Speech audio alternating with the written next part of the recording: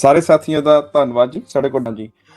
ਜਿਵੇਂ ਕਿ ਆਪਾਂ ਸਾਰੇ ਜਾਣਦੇ ਹਾਂ ਕਿ ਆਪਾਂ ਵੋਲਿਊਮ 8 ਜਿਹੜਾ ਬਾਬਾ ਸਾਹਿਬ ਦਾ ਰਾਈਟਿੰਗ ਐਂਡ ਸਪੀਚ ਡਿਸਕਸ ਕਰ ਰਹੇ ਹੈਗੇ ਆ। ਉਹਦਾ ਚੈਪਟਰ ਨੰਬਰ ਜਿਹੜਾ 14 ਹੈਗਾ ਆ, ਪ੍ਰੋਬਲਮ ਆਫ ਪਾਕਿਸਤਾਨ। ਭਾਰਤ ਵੰਡ ਤੋਂ ਬਾਅਦ ਜਿਹੜੀਆਂ ਪਾਕਿਸਤਾਨ ਬਣਨ ਦੇ ਵਿੱਚ ਜਿਹੜੀਆਂ ਸਮੱਸਿਆਵਾਂ ਆਉਣਗੀਆਂ ਉਹਦੇ ਉੱਤੇ ਇਹ ਚੈਪਟਰ ਹੈਗਾ ਆ। ਤੋ ਬਾਬਾ ਸਾਹਿਬ ਜਦੋਂ ਇਸ ਚੈਪਟਰ ਨੂੰ ਸ਼ੁਰੂ ਕਰਦੇ ਦੱਸਦੇ ਹੈਗੇ ਕਿ ਕਹਿੰਦੇ ਕਈ ਸਾਰੀਆਂ ਪ੍ਰੋਬਲਮਸ ਜਿਹੜੀਆਂ ਸਮੱਸਿਆਵਾਂ ਪਾਕਿਸਤਾਨ ਅਤੇ ਹਿੰਦੁਸਤਾਨ ਜਦੋਂ ਬਣਨਾ ਹੈਗਾ ਅਲੱਗ-ਅਲੱਗ ਆਉਣੀਆਂ ਹੈਗੀਆਂ ਆ ਬਟਵਾਰੇ ਤੋਂ ਬਾਅਦ। ਉਹਨਾਂ ਵਿੱਚੋਂ ਤਿੰਨ ਜਿਹੜੀਆਂ ਆ ਜਾਂ ਉਹਦੇ ਦੌਰਾਨ ਜਿਹੜੀਆਂ ਸਾਨੂੰ ਮੁਸ਼ਕਲ ਆਉਣੀਆਂ, ਉਹਨਾਂ ਵਿੱਚੋਂ ਤਿੰਨ ਜਿਹੜੀਆਂ ਮੇਨ ਪ੍ਰੋਬਲਮ ਜਾਂ ਸਮੱਸਿਆਵਾਂ ਹੈਗੀਆਂ ਆ। ਪਹਿਲੀ ਸਮੱਸਿਆ ਤਾਂ ਇਹ ਹੈਗੀ ਆ ਕਿ ਜਿਹੜੀ ਇੱਕ ਆਰਥਿਕ ਸੰਪत्ति ਹੈਗੀ ਆ, ਲੋਕਾਂ ਨੇ ਇਧਰੋਂ ਛੱਡ ਕੇ ਪਾਕਿਸਤਾਨ ਨੂੰ ਜਾਣਾ ਜਾਂ ਪਾਕਿਸਤਾਨ ਤੋਂ ਭਾਰਤ ਦੇ ਵਿੱਚ ਲੋਕਾਂ ਨੇ ਆਉਣਾ ਹੈਗਾ ਆ। ਜਿਹੜੀ ਉਹਨਾਂ ਦੀ ਆਰਥਿਕ ਸੰਪत्ति ਹੈਗੀ ਉਹਦੀ ਵੰਡ ਕਿਹੋ ਜਿਹੀ ਹੋਵੇਗੀ, ਤੇ ਉਸ ਤੋਂ ਬਾਅਦ ਨਾਲੇ ਤਾਂ ਜਿਹੜੀ ਸਰਕਾਰ ਦੀ ਦੇਣ ਲੈਣ ਹੈਗੀ ਆ ਉਹ ਕਿਸ ਤਰੀਕੇ ਦੇ ਨਾਲ, ਜਿਹੜੀ ਸਰਕਾਰ ਵਚਨਬੱਧ ਹੈਗੀ ਆ ਦੇਣ ਲੈਣ ਨੂੰ, ਉਹ ਜਿਹੜੀ ਸਮੱਸਿਆ ਆ ਉਹਦਾ ਹੱਲ ਕੀ ਹੋਵੇਗਾ। ਦੂਸਰੀ ਹੈਗੀ ਆ ਕਿ ਜਿਹੜੀ ਖੇਤਰ ਹੋਣਗੇ ਬਈ ਉਹਦੀ ਹੱਦਬੰਦੀ ਕਿੱਦਾਂ ਹੋਵੇਗੀ, ਉਹਦੀ ਬਾਉਂਡਰੀਜ਼ ਕਿੱਦਾਂ ਡਰਾ ਕੀਤੀਆਂ ਜਾਣਗੀਆਂ। ਤੀਸਰੀ ਜਿਹੜੀ ਮੇਨ ਸਮੱਸਿਆ ਹੈਗੀ ਆ, ਦੱਸਦੇ ਹੈਗੇ ਬਾਬਾ ਸਾਹਿਬ ਵੀ, ਉਹ ਹੈਗੀ ਆ ਵੀ ਜਿਹੜੀ ਪਾਪੂਲੇਸ਼ਨ ਹੈਗੀ ਆ, ਜਿਹੜੇ ਲੋਕ ਹੈਗੇ ਆ ਉਹ ਕਿੱਦਾਂ ਟਰਾਂਸਫਰ ਕੀਤੇ ਜਾਣਗੇ, ਭਾਵ ਕਿ ਪਾਕਿਸਤਾਨ ਤੋਂ ਭਾਰਤ ਦੇ ਵਿੱਚ ਜਾਂ ਭਾਰਤ ਤੋਂ ਜਾਂ ਹਿੰਦੁਸਤਾਨ ਚੋਂ ਪਾਕਿਸਤਾਨ ਦੇ ਵਿੱਚ ਕਿਸ ਤਰ੍ਹਾਂ ਦੇ ਲੋਕ, ਕਿਸ ਤਰੀਕੇ ਦੇ ਨਾਲ ਜਿਹੜੇ ਲੋਕ ਆ ਜਾਂ ਪਾਪੂਲੇਸ਼ਨ ਆ ਉਹ ਕਿੱਦਾਂ ਟਰਾਂਸਫਰ ਕੀਤੀ ਜਾਵੇਗੀ। ਹੁਣ ਜਿਹੜੀਆਂ ਇਹ ਤਿੰਨ ਤਰ੍ਹਾਂ ਦੀਆਂ ਸਮੱਸਿਆਵਾਂ ਆ, ਉਹਦੇ ਵਿੱਚ ਬਾਬਾ ਸਾਹਿਬ ਦੱਸਦੇ ਹੈਗੇ ਕਿ ਜਿਹੜੀ ਪਹਿਲੀ ਪ੍ਰੋਬਲਮ ਹੈਗੀ ਆ ਵੀ ਆਰਥਿਕ ਵੰਡ ਕਿਹੋ ਜਿਹੀ ਹੋਣੀ ਹੈਗੀ ਆ, ਜਿਹੜੀ ਸਰਕਾਰ ਦਾ ਦੇਣ ਲੈਣ ਹੈਗਾ ਆ ਉਹ ਕਿਸ ਤਰੀਕੇ ਨਾਲ ਉਹ ਨਿਪਟਾਇਆ ਜਾਵੇਗਾ। ਉਸ ਪਹਿਲੀ ਸਮੱਸਿਆ ਬਾਬਾ ਸਾਹਿਬ ਦੱਸਦੇ ਹੈਗੇ ਕਿ ਭਾਵੇਂ ਕਿ ਇਹ ਮਹੱਤਵਪੂਰਨ ਹੈਗੀ ਆ ਤੇ ਇਹਨੂੰ ਕਹਿੰਦੇ ਇਹਦੇ ਤੇ ਸੋਚ ਵਿਚਾਰ ਕਰਨੀ ਤਾਂ ਬਹੁਤ ਜ਼ਰੂਰੀ ਬਣਦੀ ਹੈਗੀ ਆ, ਤੇ ਪਰ ਇਹਦੇ ਤੇ ਸੋਚ ਵਿਚਾਰ ਉਦੋਂ ਹੀ ਕੀਤੀ ਜਾ ਸਕਦੀ ਹੈ ਜਦੋਂ ਪਾਰਟੀਸ਼ਨ ਜਿਹੜੀ ਆ, ਜਦੋਂ ਬਟਵਾਰਾ ਹੋ ਜਾਂਦਾ ਹੈਗਾ ਆ, ਵੀ ਕਿੱਦਾਂ ਇਹਦੇ ਉੱਤੇ ਵੰਡ ਕਰਨੀ, ਕਿੱਦਾਂ ਆਰਥਿਕ ਸੰਪत्ति ਦੀ ਵੰਡ ਕੀਤੀ ਜਾਣੀ ਹੈਗੀ ਆ। ਇਹਦੇ ਵਿੱਚ ਬਾਬਾ ਸਾਹਿਬ ਕਹਿੰਦੇ ਆਪਾਂ ਇਹਦੇ ਤੇ ਬਾਅਦ ਡਿਸਕਸ ਕਰ ਸਕਦੇ ਹਾਂ ਜਦੋਂ ਪਾਰਟੀਸ਼ਨ ਬਣੂਗੀ। ਪਹਿਲਾਂ ਤਾਂ ਇਹ ਸਮੱਸਿਆ ਹੈਗੀ ਆ ਕਿ ਜਿਹੜੀਆਂ ਪਾਰਟੀਆਂ ਹੈਗੀਆਂ, ਜਿੱਦਾਂ ਮੁਸਲਿਮ ਲੀਗ ਹੈਗੀ ਆ ਜਾਂ ਹਿੰਦੂ ਮਹਾਸਭਾ ਹੈਗੀ ਆ ਜਾਂ ਕਾਂਗਰਸ ਹੈਗੀ ਆ, ਆਪਸ ਦੇ ਵਿੱਚ ਜਦ ਤੱਕ ਇਹ ਬੈਠ ਕੇ ਸਮਝੌਤਾ ਨਹੀਂ ਕਰਦੇ ਵੀ ਹਾਂ ਪਾਕਿਸਤਾਨ ਬਣਨਾ ਚਾਹੀਦਾ ਜਾਂ ਨਹੀਂ ਬਣਨਾ ਚਾਹੀਦਾ, ਪਹਿਲੀ ਸਮੱਸਿਆ ਉਦ ਤੱਕ ਸਾਨੂੰ ਉਹਦੇ ਤੇ ਚਿੰਤਨ ਮੰਥਨ ਕਰਨ ਦੀ ਇੰਨੀ ਜ਼ਿਆਦਾ ਜ਼ਰੂਰਤ ਨਹੀਂ ਹੈਗੀ, ਭਾਵੇਂ ਕਿ ਮਹੱਤਵਪੂਰਨ ਹੈਗੀ ਆ। ਜਿਹੜੀਆਂ ਦੂਸਰੀਆਂ ਦੋ ਸਮੱਸਿਆਵਾਂ ਹੈਗੀਆਂ ਆ ਉਹ ਕਹਿੰਦੇ ਵੱਖਰੇ ਪੱਧਰ ਤੇ ਖੜੀਆਂ ਹੈਗੀਆਂ ਆ, ਉਹਨਾਂ ਬਾਰੇ ਵਿਚਾਰ ਚਰਚਾ ਜ਼ਰੂਰ ਕਰਨੀ ਬਣਦੀ ਆ। ਉਹ ਸ਼ੁਰੂਆਤ ਹੈਗੀ ਆ ਉਹਦੇ ਜਿਹੜੀਆਂ ਉਹ ਦੋ ਸਮੱਸਿਆਵਾਂ, ਜਿਹੜੀਆਂ ਸਮੱਸਿਆ ਨੰਬਰ 2 ਹੈਗੀ ਉਹਦੀ ਹੱਦਬੰਦੀ ਕਿਹੋ ਜਿਹੀ ਹੋਣੀ ਚਾਹੀਦੀ ਆ, ਤੇ ਪਾਪੂਲੇਸ਼ਨ ਜਿਹੜੀ ਹੈਗੀ ਆ ਉਹ ਕਿਸ ਤਰੀਕੇ ਦੇ ਨਾਲ ਟਰਾਂਸਫਰ ਕੀਤੀ ਜਾਣੀ ਹੈਗੀ ਆ ਆਪਣੇ ਆਪਣੇ ਖੇਤਰਾਂ ਵਿੱਚ, ਦੇਸ਼ਾਂ ਦੇ ਵਿੱਚ, ਉਹਦੇ ਉੱਤੇ ਜਿਹੜੀ ਵਿਚਾਰ ਚਰਚਾ ਆ ਉਹਦੇ ਉੱਤੇ ਡਿਸਕਸ਼ਨ ਜਿਹੜੀ ਹੈਗੀ ਆ ਉਹ ਕਰਨੀ ਕਹਿੰਦੇ ਬਹੁਤ ਜ਼ਰੂਰੀ ਬਣਦੀ ਹੈਗੀ ਆ, ਤੇ ਇਹ ਪਾਕਿਸਤਾਨ ਤੋਂ ਪਹਿਲਾਂ ਹੋਣੀ ਚਾਹੀਦੀ ਇਹਦੇ ਤੇ ਡਿਸਕਸ਼ਨ। ਕਹਿੰਦੇ ਬਹੁਤ ਸਾਰੇ ਲੋਕ ਹੈਗੇ ਆ ਜਿਨ੍ਹਾਂ ਨੇ ਹਜੇ ਤੱਕ ਜਿਹੜਾ ਆ ਉਹ ਆਪਣਾ ਮਾਈਂਡ ਨਹੀਂ ਬਣਾ ਸਕੇ ਹੈਗੇ ਕਿ ਪਾਕਿਸਤਾਨ ਜਿਹੜਾ ਹੋਣਾ ਚਾਹੀਦਾ ਕਿ ਨਹੀਂ ਹੋਣਾ ਚਾਹੀਦਾ, ਜਦ ਤੱਕ ਉਹਨਾਂ ਨੂੰ ਇਹਨਾਂ ਚੀਜ਼ਾਂ ਦਾ, ਇਹ ਦੋ ਸਮੱਸਿਆਵਾਂ ਜਿਹੜੀਆਂ ਹੈਗੀਆਂ ਇਹਦਾ ਇੱਕ ਵਾਜਬ ਜਿਹੜਾ ਉਹਨਾਂ ਨੂੰ ਇੱਕ ਆਨਸਰ ਜਾਂ ਕਹਿੰਦੇ ਆ ਵੀ ਉਹਦਾ ਸੋਲਿਊਸ਼ਨ ਜਿਹੜਾ ਆ ਉਹ ਨਹੀਂ ਮਿਲਦਾ। ਤੇ ਬਾਬਾ ਸਾਹਿਬ ਕਹਿੰਦੇ ਹੈਗੇ ਕਿ ਮੈਂ ਇਹਨੂੰ ਆਪਣੇ ਆਪ ਨੂੰ ਇਹਨਾਂ ਜਿਹੜੀਆਂ ਪਿਛਲੀਆਂ ਦੋ ਸਮੱਸਿਆਵਾਂ ਹੈਗੀਆਂ ਆ ਇਹਨਾਂ ਉੱਤੇ ਹੀ ਕੇਂਦਰਿਤ ਰੱਖਾਂਗਾ। ਹੁਣ ਇਹਦਾ ਦੂਸਰੇ ਪਾਰਟ ਜਾਂਦੇ ਆ ਜੀ। ਬਾਬਾ ਸਾਹਿਬ ਇਹ ਚੈਪਟਰ ਦੇ ਇਸ ਪਾਰਟ ਦੇ ਵਿੱਚ ਕਹਿਣਾ ਚਾਹੁੰਦੇ ਹੈਗੇ ਆ ਕਿ ਮੁਸਲਿਮ ਲੀਗ ਜਿਹੜੀ ਹੈਗੀ ਆ ਨਾ, ਹੱਦਬੰਦੀ ਨੂੰ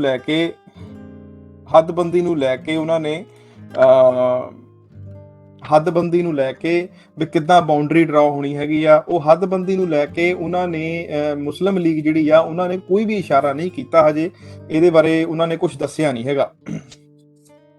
ਕਹਿੰਦੇ ਹਿੰਦੂਆਂ ਵੱਲੋਂ ਇਹ ਕੰਪਲੇਂਟ ਕੀਤੀ ਜਾ ਰਹੀ ਹੈਗੀ ਹੈ ਕਿ ਜਿਹੜਾ ਜਿੰਨਾ ਹੈਗਾ ਆ, ਮਿਸਟਰ ਜਿੰਨਾ ਹੈਗਾ ਆ, ਉਹਨੇ ਇੱਕ ਜਿਹੜਾ ਮੁਹਿੰਮ ਦਾ ਤੂਫਾਨ ਖੜਾ ਕੀਤਾ ਹੋਇਆ ਵੀ ਪਾਕਿਸਤਾਨ ਬਣਾਉਣਾ ਆ, ਅਸੀਂ ਪਾਕਿਸਤਾਨ ਬਣਾਉਣਾ ਆ। ਕਹਿੰਦੇ ਉਹਦੇ ਨਾਲ ਕੀ ਆ, ਜਿਹੜਾ ਦੇਸ਼ ਦਾ ਸਿਆਸੀ ਵਾਤਾਵਰਨ ਹੈਗਾ ਆ ਜਿਹੜਾ ਉਹ ਖਰਾਬ ਹੋ ਰਿਹਾ ਹੈਗਾ ਆ। ਤੇ ਪਰ ਜਿਨ੍ਹਾਂ ਇਸ ਚੀਜ਼ ਨੂੰ ਠੀਕ ਨਹੀਂ ਠਹਿਰਾਉਂਦਾ ਵੀ ਹਾਲੇ ਮਤਲਬ ਕਿ ਜਿਹੜੇ ਜਿਨ੍ਹਾਂ ਦੇ ਵਿਰੋਧੀ ਹੈਗੇ ਆ ਉਹਨਾਂ ਨੂੰ ਇਹ ਦੱਸਿਆ ਜਾਵੇ ਕਿ ਪਾਕਿਸਤਾਨ ਦੀਆਂ ਬਾਉਂਡਰੀਆਂ ਜਾਂ ਸਰਹੱਦਾਂ ਕਿੱਥੋਂ ਲੈ ਕੇ ਕਿੱਥੇ ਤੱਕ ਹੋਣਗੀਆਂ। ਤੇ ਅੱਗੇ ਦੱਸਦੇ ਹੈਗੇ ਆ ਕਿ ਜਿਨ੍ਹਾਂ ਦਲੀਲਾਂ ਦੇ ਰਿਹਾ ਹੈਗਾ ਆ ਆਪਣੀਆਂ ਡਿਸਕਸ਼ਨਸ ਦੇ ਵਿੱਚ, ਉਹਦੇ ਵਿੱਚ ਜਿਹੜੀਆਂ ਪਾਕਿਸਤਾਨ ਦੀਆਂ ਸਰਹੱਦਾਂ ਹੈਗੀਆਂ ਆ ਜਾਂ ਹੱਦਾਂ ਹੈਗੀਆਂ ਆ, ਬਾਉਂਡਰੀਜ਼ ਹੈਗੀਆਂ ਆ, ਉਹ ਮਤਲਬ ਕਿ ਬੇਵਕਤੀ ਜੀਆਂ ਦੱਸ ਰਿਹਾ ਆ, ਪ੍ਰੀਮੈਚੁਰ ਦੱਸ ਰਿਹਾ ਆ, ਪ੍ਰੋਪਰ ਹਜੇ ਪਲੈਨਿੰਗ ਦਾ ਜਿਹੜਾ ਆ ਉਹਨਾਂ ਦੀ ਹਜੇ ਪੂਰਾ ਪਤਾ ਨਹੀਂ ਲੱਗ ਰਿਹਾ ਹੈਗਾ ਆ। ਤੇ ਕਹਿੰਦੇ ਜਿਹੜੇ ਬਾਉਂਡਰੀਜ਼ ਹੈਗੀਆਂ, ਜਿਹੜੀਆਂ ਸਰਹੱਦਾਂ ਹੈਗੀਆਂ ਆ, ਕਹਿੰਦੇ ਇਹ ਇੱਕ ਬਹੁਤ ਅਹਿਮ ਮੁੱਦਾ ਹੈਗਾ ਆ ਜਦੋਂ ਕਿ ਆਪਾਂ ਪਾਕਿਸਤਾਨ ਦੇ ਸਿਧਾਂਤਾਂ ਦੀ ਗੱਲ ਕਰਦੇ ਹੈਗੇ ਆ। ਤੇ ਜਿਹੜਾ ਮਿਸਟਰ ਜਿਨਾ ਹੈਗਾ ਆ ਉਹ ਇਹ ਸੋਚਦਾ ਹੈਗਾ ਆ, ਉਹਦਾ ਵਿਚਾਰ ਇਹ ਹੈਗਾ ਆ ਕਿ ਜੇ ਕੋਈ ਪਰਸਨ ਜਿਹੜਾ ਹੈਗਾ ਆ, ਕੋਈ ਆਮ ਆਦਮੀ ਹੈਗਾ ਆ, ਉਹ ਪਾਕਿਸਤਾਨ ਦੀ ਬਣਨ ਦੀ ਵਕਾਲਤ ਕਰਦਾ ਹੈਗਾ ਆ, ਤੇ ਜਿਹੜੀ ਪਾਕਿਸਤਾਨ ਬਣਨ ਦੀ ਯੋਜਨਾ ਹੈਗੀ ਆ ਉਹਦੀ ਆਟੋਮੈਟਿਕਲੀ ਵਕਾਲਤ ਕਰੂੰਗਾ। ਪਰ ਇਹ ਬਹੁਤ ਵੱਡਾ ਜਿਹੜਾ ਆ ਉਹਦਾ ਭੁਲੇਖਾ ਹੈਗਾ ਆ। ਕਹਿੰਦੇ ਜਿਹੜਾ ਆਮ ਆਦਮੀ ਹੈਗਾ ਆ ਉਹ ਪਾਕਿਸਤਾਨ ਬਣਨ ਦੀ ਹਮਾਇਤ ਤਾਂ ਕਰ ਸਕਦਾ ਆ, ਉਹਦੇ ਸਿਧਾਂਤਾਂ ਦੀ ਹਮਾਇਤ ਤਾਂ ਕਰ ਸਕਦਾ ਆ। ਕਹਿੰਦੇ ਪਰ ਮੈਨੂੰ ਇਹ ਨਹੀਂ ਪਤਾ ਲੱਗ ਰਿਹਾ ਹੈਗਾ ਕਿ ਪਰ ਜੇ ਉਹ ਪਾਕਿਸਤਾਨ ਬਣਨ ਦੀ ਹਮਾਇਤ ਕਰ ਸਕਦਾ ਹੈਗਾ ਆ, ਜਿਹੜੀ ਯੋਜਨਾ ਹੈਗੀ ਆ ਉਹਦੀ ਆਟੋਮੈਟਿਕਲੀ ਹਮਾਇਤ ਕਿੱਦਾਂ ਕਰ ਸਕਦਾ ਹੈਗਾ ਆ। ਜਿਹੜੀ ਉਹਦੀ ਯੋਜਨਾ ਆ ਪਾਕਿਸਤਾਨ ਬਣਾਉਣ ਦੀ, ਉਹ ਵੀ ਲੋਕਾਂ ਦੇ ਮੂਹਰੇ ਰੱਖਣੀ ਪੈਣੀ ਆ ਵੀ ਪਾਪੂਲੇਸ਼ਨ ਕਿੱਦਾਂ ਟ੍ਰਾਂਸਫਰ ਹੋਣੀ ਆ, ਉਹਦੀਆਂ ਹੱਦਾਂ ਕਿੱਦਾਂ ਹੋਣੀਆਂ ਆ, ਉਹਦੀ ਵੰਡ ਕਿਸ ਤਰੀਕੇ ਦੀ ਹੋਣੀ ਆ, ਇਹਦਾ ਕੀ ਪਲਾਨ ਹੈਗਾ ਆ। ਫਿਰ ਉਹ ਜਿਹੜੀ ਆਪਣੀ ਪੂਰੀ ਅਸੈਪਟੈਂਸ ਜਿਹੜੀ ਆ, ਆਪਣਾ ਕਰਾਰਨਾਮਾ ਜਿਹਨੂੰ ਆਪਾਂ ਕਹਿ ਸਕਦੇ ਆ, ਉਹ ਦੇ ਸਕਦਾ ਆ ਪਾਕਿਸਤਾਨ ਦੀ ਸਕੀਮ ਨੂੰ ਜਾਂ ਪਾਕਿਸਤਾਨ ਦੀ ਯੋਜਨਾ ਨੂੰ ਜਾਂ ਵੰਡ ਨੂੰ। ਤੇ ਕਹਿੰਦੇ ਵੀ ਜੇ ਕੋਈ ਪਲਾਨ ਜਿਹੜਾ ਆ ਪਾਕਿਸਤਾਨ ਨੂੰ, ਜੇ ਉਸ ਬੰਦੇ ਨੂੰ ਜਿਹੜਾ ਪਾਕਿਸਤਾਨ ਦੀ ਯੋਜਨਾ ਜਾਂ ਪਾਕਿਸਤਾਨ ਦੇ ਸਿਧਾਂਤਾਂ ਨੂੰ ਸਹੀ ਮੰਨਦਾ ਆ, ਜੇ ਉਹਨੂੰ ਕੋਈ ਪਲਾਨ ਨਹੀਂ ਦਿੱਤਾ ਜਾਂ ਉਹਨੂੰ ਕੋਈ ਢੰਗ ਤਰੀਕਾ ਜਾਂ ਯੋਜਨਾ ਨਹੀਂ ਦੱਸੀ ਵੀ ਕਿਸ ਯੋਜਨਾ ਦੇ ਤਹਿਤ ਪਾਕਿਸਤਾਨ ਨੂੰ ਅੱਡ ਕੀਤਾ ਜਾਣਾ ਭਾਰਤ ਤੋਂ, ਉਹ ਜਿਹੜਾ ਬੰਦਾ ਉਹਦਾ ਸਪੋਰਟ ਕਰਦਾ ਆ ਪਾਕਿਸਤਾਨ ਦੇ ਸਿਧਾਂਤਾਂ ਦੀ, ਉਹ ਵਿਰੋਧ ਵੀ ਕਰ ਸਕਦਾ ਹੈਗਾ ਆ, ਹਨਾ। ਤੇ ਉਹ ਬਾਬਾ ਸਾਹਿਬ ਦੱਸਦੇ ਹੈਗੇ ਆ ਕਿ ਜਿਹੜੀ ਪਾਕਿਸਤਾਨ ਦੀ ਯੋਜਨਾ ਆ ਤੇ ਪਾਕਿਸਤਾਨ ਦਾ ਸਿਧਾਂਤ ਹੈਗਾ ਆ, ਦੋਵੇਂ ਵੱਖਰੀਆਂ ਵੱਖਰੀਆਂ ਚੀਜ਼ਾਂ ਹੈਗੀਆਂ ਆ। ਤੇ ਇਸ ਜਿਹੜਾ ਮੇਰਾ ਵਿਊ ਹੈਗਾ ਆ, ਜਿਹੜੀ ਮੇਰੀ ਸੋਚ ਹੈਗੀ ਆ, ਜਿਹੜਾ ਦ੍ਰਿਸ਼ਟੀਕੋਣ ਹੈਗਾ ਆ, ਉਹ ਰੋਂਗ ਨਹੀਂ ਹੈਗਾ, ਉਹ ਗਲਤ ਨਹੀਂ ਹੈਗਾ। ਤੇ ਬਾਬਾ ਸਾਹਿਬ ਦੱਸਦੇ ਆ ਕਿ ਜਿਹੜੀ ਇਹ ਧਾਰਨਾ ਬਣਾਈ ਗਈ ਹੈਗੀ ਆ, ਉਹ ਸੈਲਫ ਡਿਟਰਮੀਨੇਸ਼ਨ ਦੇ ਉੱਤੇ ਬਣਾਈ ਗਈ ਹੈਗੀ। ਉਦੋਂ ਇੱਕ ਕਨਸੈਪਟ ਜਿਹੜਾ ਆ ਉਹ ਬੜਾ ਮਸ਼ਹੂਰ ਹੋਇਆ ਸੀ, ਜਿਹਨੂੰ ਕਹਿੰਦੇ ਆ ਸਵੈ ਨਿਰਣੇ। ਵੀ ਕੋਈ ਵੀ ਦੇਸ਼ ਦਾ ਕੋਈ ਗਰੁੱਪ ਹੈਗਾ ਆ, ਉਹ ਜਿਹੜਾ ਇੱਕ ਆਪਣਾ ਉਹਦਾ ਕਲਚਰ ਹੈਗਾ, ਆਪਣਾ ਉਹਦਾ ਸੱਭਿਆਚਾਰ ਹੈਗਾ ਆ, ਉਹ ਆਪਣੇ ਆਪ ਨੂੰ ਸੈਲਫ ਡਿਟਰਮੀਨੇਸ਼ਨ ਕਨਸੈਪਟ ਦੇ ਥੱਲੇ, ਉਸ ਪ੍ਰੋਸੈਸ ਦੇ ਥੱਲੇ ਆਪਣੇ ਆਪ ਨੂੰ ਮੇਨ ਦੇਸ਼ ਨਾਲੋਂ ਅਲੱਗ ਕਰ ਸਕਦਾ ਹੈਗਾ ਆ। ਉਸ ਟੌਪਿਕ ਦੇ ਬਾਰੇ ਬਾਬਾ ਸਾਹਿਬ ਦੱਸਦੇ ਹੈਗੇ ਕਿ ਜਿਹੜਾ ਸੈਲਫ ਡਿਟਰਮੀਨੇਸ਼ਨ ਜਾਨੀ ਕਿ ਸਵੈ ਨਿਰਣੇ ਦਾ ਜਿਹੜਾ ਸਿਧਾਂਤ ਹੈਗਾ ਆ, ਉਹ ਇੱਕ ਵਿਸਫੋਟਕ ਪਦਾਰਥ ਦੀ ਤਰ੍ਹਾਂ ਹੈਗਾ ਆ। ਕਹਿੰਦੇ ਇੱਕ ਬੰਦਾ ਇਸ ਸਿਧਾਂਤ ਨਾਲ ਤਾਂ ਰਾਜੀ ਹੋ ਸਕਦਾ ਆ ਬਈ ਹਾਂ ਵੀ ਜੇ ਸਾਨੂੰ ਕਿਤੇ ਲੋੜ ਪੈਂਦੀ ਹੈਗੀ ਆ ਵੀ ਸਾਨੂੰ ਸੈਲਫ ਡਿਟਰਮੀਨੇਸ਼ਨ ਦਾ ਜਿਹੜਾ ਸਵੈ ਨਿਰਣੇ ਦਾ ਜਿਹੜਾ ਸਿਧਾਂਤ ਹੈਗਾ ਆ ਉੱਥੇ ਲਾਗੂ ਹੋਣਾ ਚਾਹੀਦਾ ਆ। ਪਰ ਕਹਿੰਦੇ ਉਹ ਬੰਦਾ ਜਿਹੜਾ ਸੈਲਫ ਡਿਟਰਮੀਨੇਸ਼ਨ ਜਾਂ ਸਵੈ ਨਿਰਣੇ ਦੇ ਸਿਧਾਂਤ ਨੂੰ ਮੰਨਦਾ ਆ, ਪਰ ਉਹ ਇਸ ਜਿੱਦਾਂ ਬਾਬਾ ਸਾਹਿਬ ਦੱਸਦੇ ਵੀ ਇੱਕ ਵਿਸਫੋਟਕ ਪਦਾਰਥ ਦੀ ਤਰ੍ਹਾਂ ਹੈਗਾ ਆ। ਬਾਬਾ ਸਾਹਿਬ ਕਹਿੰਦੇ ਵੀ ਜਿਹੜਾ ਬੰਦਾ ਹੈਗਾ ਆ, ਉਹ ਇਸ ਡਾਇਨਾਮਾਈਟ ਨੂੰ, ਇਸ ਵਿਸਫੋਟਕ ਨੂੰ, ਇਸ ਬੰਬ ਨੂੰ ਐਵੇਂ ਖੋਲ ਨਹੀਂ ਦੇ ਸਕਦਾ ਕਿ ਬਿਨਾਂ ਕਿਸੇ ਏਰੀਏ ਤੋਂ, ਬਿਨਾਂ ਕਿਸੇ ਸ਼ਨਾਖਤ ਕੀਤੀ ਵੀ ਇਸ ਏਰੀਏ ਦੇ ਵਿੱਚ ਇਹਨੂੰ ਚਲਾਉਣਾ ਆ, ਤੇ ਉਹ ਮਤਲਬ ਕਿ ਉਹਨੂੰ ਇਜਾਜ਼ਤ ਦੇ ਦੇਵੇ ਵੀ ਚਲਾ ਦਿਓ, ਹਨਾ। ਬਾਬਾ ਸਾਹਿਬ ਕਹਿੰਦੇ ਵੀ ਸੈਲਫ ਡਿਟਰਮੀਨੇਸ਼ਨ ਜਿਹੜਾ ਕਨਸੈਪਟ ਆ, ਉਹਦੇ ਲਈ ਓਕੇਜ਼ਨ ਦੱਸਣੀ ਬਹੁਤ ਜ਼ਰੂਰੀ ਹੈਗੀ ਆ, ਉਹਦੇ ਲਈ ਏਰੀਆ ਦੱਸਣਾ ਬਹੁਤ ਜ਼ਰੂਰੀ ਹੈਗਾ ਆ। ਕਹਿੰਦੇ ਵੀ ਜੇ ਤਾਂ ਉਹ ਜਿਹੜਾ ਸੈਲਫ ਡਿਟਰਮੀਨੇਸ਼ਨ ਜਾਨੀ ਕਿ ਸਵੈ ਨਿਰਣੇ ਦਾ ਜਿਹੜਾ ਪ੍ਰੋਸੈਸ ਹੈਗਾ ਆ, ਸਿਧਾਂਤ ਹੈਗਾ ਆ,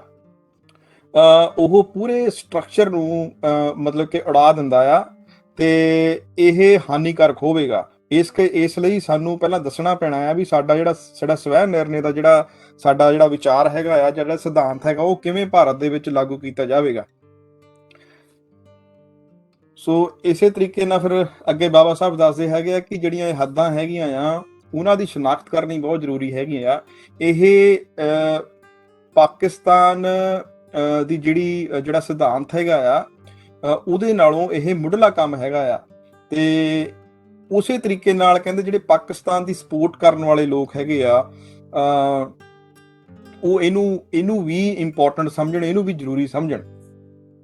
ਕਹਿੰਦੇ ਜਿੱਦਾਂ ਦਾ ਮਿਸਟਰ ਜਿਨ੍ਹਾਂ ਦਾ ਰੁਖ ਹੈਗਾ ਆ ਕਿ ਉਹ ਇੱਕ ਅੜਬ ਜਿਹੇ ਸੁਭਾਅ ਦੇ ਨਾਲ ਉਹ ਇਹਦੇ ਬਾਰੇ ਕੁਝ ਦੱਸ ਨਹੀਂ ਰਿਹਾ ਹੈਗਾ। ਕਹਿੰਦੇ ਇਹ ਇੱਕ ਜਿਹੜਾ ਕੋਈ ਰਾਸ਼ਟਰ ਦਾ ਨੇਤਾ ਹੈਗਾ ਆ, ਉਹਦੇ ਲਈ ਉਦਾਂ ਦੀ ਗਲਤੀ ਹੈਗੀ ਆ ਜਿਹੜੀ ਕਦੀ ਮਾਫ ਨਹੀਂ ਕੀਤੀ ਜਾ ਸਕਦੀ। ਇਸ ਕਰਕੇ ਬਾਬਾ ਸਾਹਿਬ ਕਹਿੰਦੇ ਹੈਗੇ ਆ ਕਿ ਹੁਣ ਜਿਹੜੇ ਲੋਕ ਮਤਲਬ ਕਿ ਪਾਕਿਸਤਾਨ ਦੀ ਸਮੱਸਿਆ ਦਾ ਹੱਲ ਕਰਨਾ ਚਾਹੁੰਦੇ ਆ, ਜਿਹੜੀ ਪਾਕਿਸਤਾਨ ਦਾ ਮੁੱਦਾ ਭਾਰਤ ਦੇ ਵਿੱਚ ਚੱਲ ਰਿਹਾ ਹੈਗਾ ਆ, ਉਹਨਾਂ ਨੂੰ ਹੁਣ ਜਿਨ੍ਹਾਂ ਦੀ ਵੇਟ ਕਰਨ ਦੀ ਲੋੜ ਨਹੀਂ ਹੈਗੀ ਵੀ ਜਿਨ੍ਹਾਂ ਸਾਨੂੰ ਆਪਣੇ ਪਲਾਨ ਦੀ, ਆਪਣੀ ਯੋਜਨਾ ਦੀ ਪੂਰੀ ਸਾਨੂੰ ਉਹਦੇ ਬਾਰੇ ਡਿਟੇਲ ਦੇਵੇਗਾ, ਉਹਦੀ ਕਹਿੰਦੇ ਲੋੜ ਨਹੀਂ ਹੈਗੀ। ਆਪਾਂ ਇਹ ਮੰਨ ਕੇ ਚੱਲ ਸਕਦੇ ਹਾਂ ਕਿ ਪਾਕਿਸਤਾਨ ਦਾ ਜਿਹੜਾ ਮੁਸਲਿਮ ਲੀਗ ਦਾ ਜਿਹੜਾ ਪਾਕਿਸਤਾਨ ਨੂੰ ਲੈ ਕੇ ਕਨਸੈਪਟ ਹੈਗਾ ਆ ਜਾਂ ਧਾਰਨਾ ਹੈਗੀ ਆ, ਉਹਨਾਂ ਦੀਆਂ ਜਿਹੜੀਆਂ ਹੱਦਬੰਦੀਆਂ ਹੈਗੀਆਂ ਉਹ ਕਿਸ ਤਰੀਕੇ ਦੀਆਂ ਹੋਣੀਆਂ ਹੈਗੀਆਂ ਆ। ਕਹਿੰਦੇ ਇਸੇ ਧਾਰਨਾ ਨੂੰ ਲੈ ਕੇ ਮੈਂ ਅਜ਼ਿਊਮ ਕਰਦਾ, ਮੈਂ ਅਨੁਮਾਨ ਲਗਾਉਣਾ ਆ ਕਿ ਉਹਨਾਂ ਦੀ ਇਹ ਮੰਗ ਹੋਣੀ ਹੈਗੀ ਆ। ਉਸੇ ਮੰਗ ਨੂੰ ਫਿਰ ਬਾਬਾ ਸਾਹਿਬ ਅੱਗੇ ਲੈ ਕੇ ਚੱਲਦੇ ਹੈਗੇ ਆ। ਕਹਿੰਦੇ ਮੈਂ ਇੱਕ ਧਾਰਨਾ ਇੱਕ ਅਜ਼ਿਊਮ ਕਰਦਾ ਆ, ਇੱਕ ਮੈਂ ਗੱਲ ਧਾਰਨ ਕਰਦਾ ਹੈਗਾ ਕਿ ਜਿਹੜੀ ਮੁਸਲਿਮ ਲੀਗ ਹੈਗੀ ਆ ਉਹ ਕਿਹੜੀਆਂ ਦੇਸ਼ ਜਿਹੜੇ ਕਿਹੜੀਆਂ ਬਾਉਂਡਰੀਜ਼ ਆ, ਕਿੱਥੇ ਆਪਣੀਆਂ ਬਾਉਂਡਰੀਜ਼ ਜਿਹੜੀਆਂ ਆ ਜਾਂ ਹੱਦਾਂ ਜਿਹੜੀਆਂ ਆ ਉਹ ਬਣਾਉਣੀਆਂ ਚਾਹਣਗੀਆਂ ਵੈਸਟ ਪਾਕਿਸਤਾਨ ਦੇ ਵਿੱਚ। ਵੈਸਟ ਪਾਕਿਸਤਾਨ ਦੇ ਵਿੱਚ ਜਿੱਦਾਂ ਤੁਸੀਂ ਉੱਪਰ ਦੇਖ ਰਹੇ ਆ ਮੇਰੀ ਸਕਰੀਨ ਦੇ ਉੱਤੇ ਕਿ ਬਾਬਾ ਸਾਹਿਬ ਇਹਨੂੰ ਅਜ਼ਿਊਮ ਕਰ ਰਹੇ ਹੈਗੇ ਆ ਕਿ ਮੁਸਲਿਮ ਲੀਗ ਨੇ ਇਹ ਚੀਜ਼ਾਂ ਮੰਗਣੀਆਂ ਹੈਗੀਆਂ ਆ। ਕੀ ਮੰਗਣਾ ਉਹਨਾਂ ਨੇ ਨਾਰਥ ਵੈਸਟ ਪ੍ਰੋਵਿੰਸ ਮੰਗਣੀ ਹੈਗੀ ਆ, ਜਿੱਦਾਂ ਤੁਸੀਂ ਉੱਪਰ ਦੇਖਦੇ ਹੈਗੇ ਆ ਨਾਰਥ ਵੈਸਟ ਪ੍ਰੋਵਿੰਸ ਹੈਗੀ ਆ। ਉਹਨਾਂ ਨੇ ਪੰਜਾਬ ਨੂੰ ਮੰਗਣਾ ਹੈਗਾ ਆ, ਉਹਨਾਂ ਨੇ ਬਲੋਚਿਸਤਾਨ ਨੂੰ ਮੰਗਣਾ ਹੈਗਾ, ਉਹਨਾਂ ਨੇ ਸਿੰਧ ਨੂੰ ਮੰਗਣਾ ਹੈਗਾ। ਇਸੇ ਤਰੀਕੇ ਨਾਲ ਈਸਟਰ ਪਾਕਿਸਤਾਨ ਦੇ ਵਿੱਚੋਂ ਉਹਨਾਂ ਨੇ ਜਿਹੜਾ ਡਿਸਟ੍ਰਿਕਟ ਜਿਹੜੀਆਂ ਇੱਧਰ ਬੰਗਾਲ ਦੇ ਏਰੀਆ ਵਿੱਚ ਜਿਹੜੀ ਜਗ੍ਹਾ ਆਉਂਦੀ ਆ, ਇਹਨਾਂ ਨੇ ਇਹਦੀ ਮੰਗ ਕਰਨੀ। ਬਾਬਾ ਸਾਹਿਬ ਕਹਿੰਦੇ ਇਹ ਮੈਂ ਅਜ਼ਿਊਮ ਕਰਕੇ ਚੱਲਦਾ, ਹੋਇਆ ਵੀ ਇਸੇ ਤਰੀਕੇ ਨਾਲ ਹੀ ਆ। ਤੇ ਕਿਉਂਕਿ ਮੁਸਲਿਮ ਲੀਗ ਨੇ ਕੋਈ ਪਲਾਨ ਨਹੀਂ ਦਿੱਤਾ, ਆਪਣੀ ਯੋਜਨਾ ਨਹੀਂ ਦਿੱਤੀ ਵੀ ਪਾਕਿਸਤਾਨ ਨੂੰ ਕਿੱਦਾਂ ਬਣਾਉਣਾ ਚਾਹੁੰਦੇ ਆ, ਕਿਹੜੇ ਖੇਤਰ ਉਹਦੇ ਵਿੱਚ ਆਉਣੇ ਹੈਗੇ ਆ। ਸੋ ਬਾਬਾ ਸਾਹਿਬ ਇਸ ਚੀਜ਼ ਨੂੰ ਅਜ਼ਿਊਮ ਕਰਕੇ ਚੱਲ ਰਹੇ ਆ ਤੇ ਇਹ ਮੈਪ ਦੇ ਰਹੇ ਹੈਗੇ ਆ ਕਿ ਆਹ ਜਿਹੜੀਆਂ ਚੀਜ਼ਾਂ ਆ ਉਹਨਾਂ ਨੇ ਇਹਦੀ ਮੰਗ ਕਰਨੀ ਹੈਗੀ ਆ। ਫਿਰ ਅੱਗੇ ਦੱਸਦੇ ਹੈਗੇ ਆ ਕਿ ਹੁਣ ਇਹਦੇ ਤੇ ਵਿਚਾਰ ਕਹਿੰਦੇ ਆਪਾਂ ਕਰ ਸਕਦੇ ਹੈਗੇ ਆ। ਜਿਹੜੀ ਮੈਂ ਉੱਪਰ ਗੱਲਾਂ ਦੱਸੀਆਂ ਹੈਗੀਆਂ, ਕਹਿੰਦੇ ਕੀ ਸਿਰਫ ਇਹ ਉਹਨਾਂ ਦਾ ਦਾਵਾ ਹੀ ਆ, ਹਨਾ। ਕਹਿੰਦੇ ਪਹਿਲਾਂ ਦੇਖਣਾ, ਕਹਿੰਦੇ ਵੀ ਇਹ ਕਿਹਾ ਜਾ ਰਿਹਾ ਹੈਗਾ ਆ ਕਿ ਜਿਹੜਾ ਇਹ ਦਾਵਾ ਆ ਉਹ ਸਵੈ ਨਿਰਣੇ ਦੇ ਸਿਧਾਂਤਾਂ ਉੱਤੇ ਟਿਕਿਆ ਹੋਇਆ ਹੈਗਾ ਆ। ਸੋ ਸਵੈ ਨਿਰਣੇ ਦਾ ਮੈਂ ਪਹਿਲਾਂ ਦੱਸਿਆ ਕਿ ਇੱਕ ਪ੍ਰਕਿਰਿਆ ਆ ਜਿੱਥੇ ਇੱਕ ਤਬਕਾ, ਲੋਕਾਂ ਦਾ ਜਿਹੜਾ ਇੱਕ ਤਬਕਾ ਹੈਗਾ ਆ ਉਹ ਆਪਣੇ ਉਹਨਾਂ ਦੇ ਅੰਦਰ ਜਦੋਂ ਰਾਸ਼ਟਰੀ ਚੇਤਨਾ ਆਉਂਦੀ ਆ, ਉਹਨਾਂ ਦਾ ਇਹ ਅਧਿਕਾਰ ਬਣਦਾ ਕਿ ਉਹ ਆਪਣੀ ਜਿਹੜੀ ਵੱਖਰੀ ਜਿਹੜੀ ਸਟੇਟ ਹੈਗੀ ਆ, ਰਾਜ ਜਿਹੜਾ ਹੈਗਾ ਆ, ਤੇ ਆਪਣੀ ਸਰਕਾਰ ਜਿਹੜੀ ਆ ਉਹ ਬਣਾ ਸਕਦੇ ਹੈਗੇ ਆ। ਜਿਵੇਂ ਕਿ ਜਿਹੜੀ ਧਾਰਨਾ ਦੇ ਵਿੱਚ ਪਾਕਿਸਤਾਨ ਬਣਾਉਣ ਦੀ ਕੋਸ਼ਿਸ਼ ਕਰ ਰਹੇ ਹੈਗੇ ਆ ਕਿ ਅਸੀਂ ਵੱਖਰੇ ਨੈਸ਼ਨਲ ਦੇ ਲੋਕ ਹੈਗੇ ਆ। ਜਿੱਦਾਂ ਪਿਛਲੇ ਚੈਪਟਰਾਂ ਵਿੱਚ ਦੇਖਿਆ ਸੀ ਕਿ ਬਾਬਾ ਸਾਹਿਬ ਦੱਸਦੇ ਕਿ ਇੰਡੀਆ ਵਿੱਚ ਦੋ ਨੇਸ਼ਨਸ ਹੈਗੇ ਆ, ਇੱਕ ਮੁਸਲਮਾਨ ਨੇਸ਼ਨ ਹੈ, ਇੱਕ ਹਿੰਦੂ ਨੇਸ਼ਨ ਆ। ਸੋ ਉਹ ਸੇਮ ਚੀਜ਼ ਨੂੰ ਲੈ ਕੇ ਉਹ ਮੁਸਲਿਮ ਲੀਗ ਵਾਲੇ ਵੀ ਇਹੀ ਗੱਲ ਕਰਦੇ ਹੈਗੇ ਆ। ਹੁਣ ਬਾਬਾ ਸਾਹਿਬ ਕਹਿੰਦੇ ਠੀਕ ਆ, ਜਿਹੜਾ ਸੈਲਫ ਡਿਟਰਮੀਨੇਸ਼ਨ ਦਾ ਸਿਧਾਂਤ ਹੈਗਾ ਆ, ਇਹਦੇ ਤਹਿਤ ਇਹ ਪਾਕਿਸਤਾਨ ਮੰਗ ਰਹੇ ਹੈਗੇ ਆ। ਹੁਣ ਆਪਾਂ ਨੂੰ ਦੇਖਣਾ ਪੈਣਾ ਵੀ ਇਹਦਾ ਖੇਤਰ ਕਿੱਡਾ ਵੱਡਾ ਆ ਤੇ ਇਹਦੀ ਸੀਮਾ ਕਿੱਡੀ, ਕਿੱਥੇ ਤੱਕ ਇਹ ਪ੍ਰਤੀਬੰਧ ਹੈਗਾ ਆ, ਇਹਦੇ ਸਿਧਾਂਤਾਂ ਨੂੰ ਆਪਾਂ ਨੂੰ ਦੇਖਣਾ ਪੈਣਾ ਹੈਗਾ ਆ। ਤੇ ਅੱਗੇ ਬਾਬਾ ਸਾਹਿਬ ਦੱਸਦੇ ਹੈਗੇ ਆ ਕਿ ਵੀ ਲੋਕ ਜਿਹੜੇ ਹੈਗੇ ਆ ਭਾਰਤ ਦੇ, ਉਹਨਾਂ ਨੂੰ ਇਸ ਚੀਜ਼ ਦੇ ਬਾਰੇ ਕੋਈ ਨੌਲੇਜ ਨਹੀਂ ਹੈਗੀ, ਉਹ ਇਸ ਚੀਜ਼ ਨੂੰ ਅੰਡਰਸਟੈਂਡ ਨਹੀਂ ਕਰਦੇ ਜਾਂ ਨਹੀਂ ਸਮਝਦੇ ਹੈਗੇ। ਕਹਿੰਦੇ ਵੀ ਹੁਣ ਜਿਹੜਾ ਇਹ ਉਨਾ ਹੀ ਜ਼ਰੂਰੀ ਹੋ ਜਾਂਦਾ ਹੈਗਾ ਕਿ ਆਪਾਂ ਇਸ ਪ੍ਰਸ਼ਨ ਤੋਂ ਸ਼ੁਰੂ ਕਰੀਏ ਕਿ ਜਿਹੜੇ ਸੈਲਫ ਡਿਟਰਮੀਨੇਸ਼ਨ ਯਾਨੀ ਕਿ ਸਵੈ ਨਿਰਣੇ ਦੇ ਜਿਹੜੇ ਸਿਧਾਂਤ ਹੈਗੇ ਆ, ਉਹਨਾਂ ਦਾ ਅਸਲ ਦੇ ਵਿੱਚ ਤੇ ਸਹੀ ਢੰਗ ਦੇ ਨਾਲ ਅਰਥ ਕੀ ਹੋ ਸਕਦਾ ਆ। ਤੇ ਕਹਿੰਦੇ ਅੱਜ ਕੱਲ ਕੁਝ ਸਾਲਾਂ ਤੋਂ ਜਿਹੜਾ ਇਹ ਸੈਲਫ ਡਿਟਰਮੀਨੇਸ਼ਨ ਦਾ ਜਿਹੜਾ ਇਹ ਸਵੈ ਨਿਰਣੇ ਦਾ ਜਿਹੜਾ ਸਿਧਾਂਤ ਹੈਗਾ ਆ ਜਾਂ ਕਿਰਿਆ ਹੈਗੀ ਆ, ਇਹ ਬਹੁਤ ਪ੍ਰਚਲਿਤ ਹੋ ਚੁੱਕੀ ਹੈਗੀ ਆ। ਕਹਿੰਦੇ ਪਰ ਇਹ ਪੁਰਾਣੀ ਹੈਗੀ ਆ। ਤੇ ਕਹਿੰਦੇ ਇਹਦੇ ਵਿੱਚ ਕੀ ਹੋ ਸਕਦਾ, ਸੈਲਫ ਡਿਟਰਮੀਨੇਸ਼ਨ ਦੇ ਵਿੱਚ ਕਹਿੰਦੇ ਦੋ ਤਰ੍ਹਾਂ ਦੇ ਆਈਡੀਏਸ ਹੈਗੇ ਆ,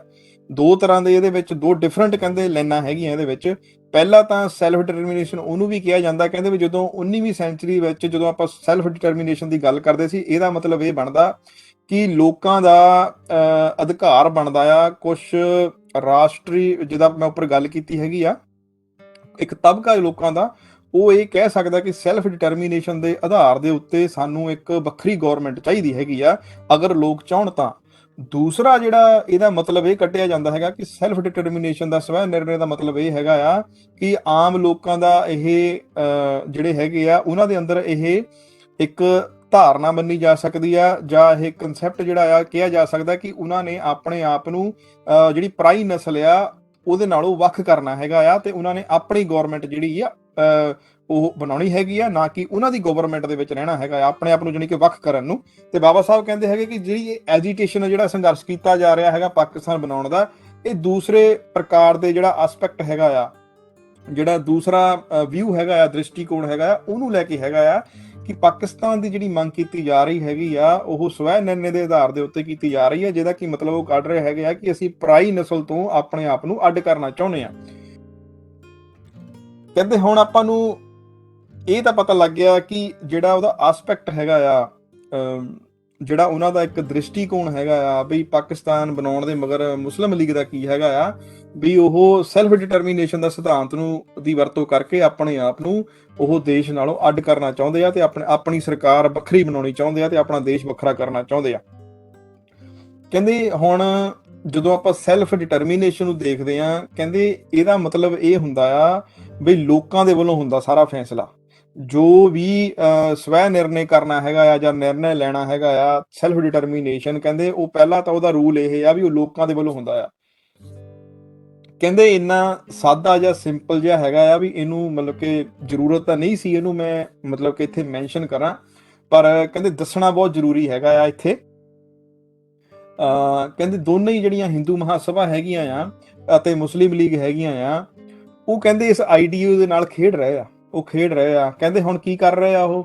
ਕਹਿੰਦੇ ਵੀ ਜਿਹੜਾ ਏਰੀਆ ਜਿਹੜੇ ਖੇਤਰ ਦਾ ਦਾਅਵਾ ਮੁਸਲਿਮ ਲੀਗ ਕਰ ਰਹੀ ਹੈਗੀ ਆ ਵੀ ਇਹਨੂੰ ਪਾਕਿਸਤਾਨ ਦੇ ਵਿੱਚ ਲਾਉਣਾ ਔਰ ਲੈ ਕੇ ਆਉਣਾ ਹੈਗਾ ਆ, ਉਹ ਇਸ ਆਧਾਰ ਤੇ ਕਹਿ ਰਹੀ ਹੈਗੀ ਆ ਕਿ ਇਹਦੇ ਵਿੱਚ ਮੁਸਲਮਾਨਾਂ ਦੀ ਗਿਣਤੀ ਸਭ ਨਾਲੋਂ ਵੱਧ ਹੈਗੀ ਆ। ਦੂਸਰੇ ਪਾਸੇ ਉਹ ਇਹ ਵੀ ਕਹਿ ਰਹੇ ਹੈਗੇ ਆ ਕਿ ਜਿਹੜਾ ਏਰੀਆ ਅਸੀਂ ਮੰਗ ਕਰ ਰਹੇ ਹੈਗੇ ਆ ਉਹ ਵੀ ਪਾਕਿਸਤਾਨ ਦੇ ਖੇਤਰ ਦੇ ਵਿੱਚ ਆਉਣਾ ਚਾਹੀਦਾ ਹੈਗਾ ਆ, ਜਿਹਦੇ ਰੂਲਰ, ਜਿਹਦੇ ਰਾਜੇ, ਜਿਹਦੇ ਸ਼ਾਸਕ ਮੁਸਲਿਮ ਹੋਣਗੇ, ਭਾਵਾਂ ਕਿ ਉਹਦੇ ਵਿੱਚ ਜਿਹੜੇ ਲੋਕ ਆ ਉਹ ਨੌਨ ਮੁਸਲਿਮ ਹੋਣਗੇ। ਸੇ ਦੂਸਰੇ ਪਾਸੇ ਬਾਬਾ ਸਾਹਿਬ ਇਹ ਵੀ ਕਹਿੰਦੇ ਹੈਗੇ ਆ ਕਿ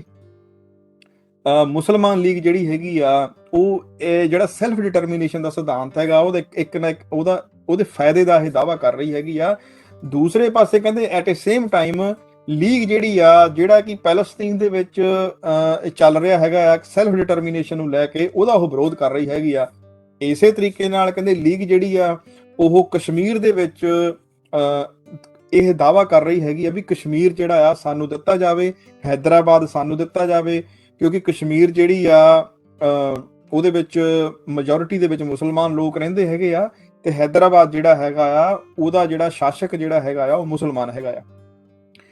ਇਸੇ ਤਰੀਕੇ ਨਾਲ ਹਿੰਦੂ ਮਹਾਸਭਾ ਵਾਲੇ ਕਰ ਰਹੇ ਆ। ਉਹ ਕੀ ਕਰ ਰਹੇ ਹੈਗੇ ਆ, ਉਹ ਕਰ ਰਹੇ ਹੈਗੇ ਆ ਕਿ ਵੀ ਜਿਹੜੇ ਹਿੰਦੁਸਤਾਨ ਦੇ ਵਿੱਚ ਏਰੀਏ ਆਉਂਦੇ ਹੈਗੇ ਆ ਜਿਨ੍ਹਾਂ ਦੇ ਵਿੱਚ ਹਿੰਦੂਆਂ ਦੀ ਵੱਧ ਗਿਣਤੀ ਹੈਗੀ ਆ, ਜਿੱਥੇ ਗੈਰ ਮੁਸਲਮਾਨ ਜ਼ਿਆਦਾ ਰਹਿੰਦੇ ਹੈਗੇ ਆ, ਉਹ ਖੇਤਰ ਜਿਹੜੇ ਆ ਉਹ ਹਿੰਦੁਸਤਾਨ ਦੇ ਵਿੱਚ ਰਹਿਣੇ ਚਾਹੀਦੇ ਹੈਗੇ ਆ। ਤੇ ਉਹ ਇਹ ਵੀ ਕਹਿ ਰਹੇ ਹੈਗੇ ਆ ਕਿ ਉਹ ਵੀ ਖੇਤਰ ਹਿੰਦੁਸਤਾਨ ਦੇ ਵਿੱਚ ਰਹਿਣੇ ਚਾਹੀਦੇ ਹੈਗੇ ਆ ਜਿਨ੍ਹਾਂ ਦੇ ਸ਼ਾਸਕ ਜਿਹੜੇ ਆ ਉਹ ਹਿੰਦੂ ਹੋਣਗੇ, ਭਾਵਾਂ ਕਿ ਉਹਨਾਂ ਦੇ ਵਿੱਚ ਜਿਹੜੇ ਵੱਧ ਗਿਣਤੀ ਵਾਲੇ ਲੋਕ ਜਿਹੜੇ ਆ ਮੁਸਲਮਾਨ ਰਹਿੰਦੇ ਆ।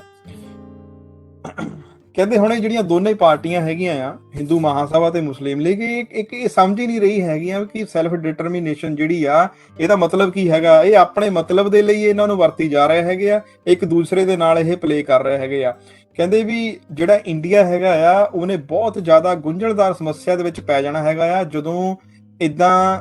ਅਸੀਂ ਇਹ ਖੇਤਰਾਂ ਦਾ ਜਿਹੜਾ ਆ ਪੁਨਰਗਠਨ ਕਰਨਾ ਹੈਗਾ ਆ।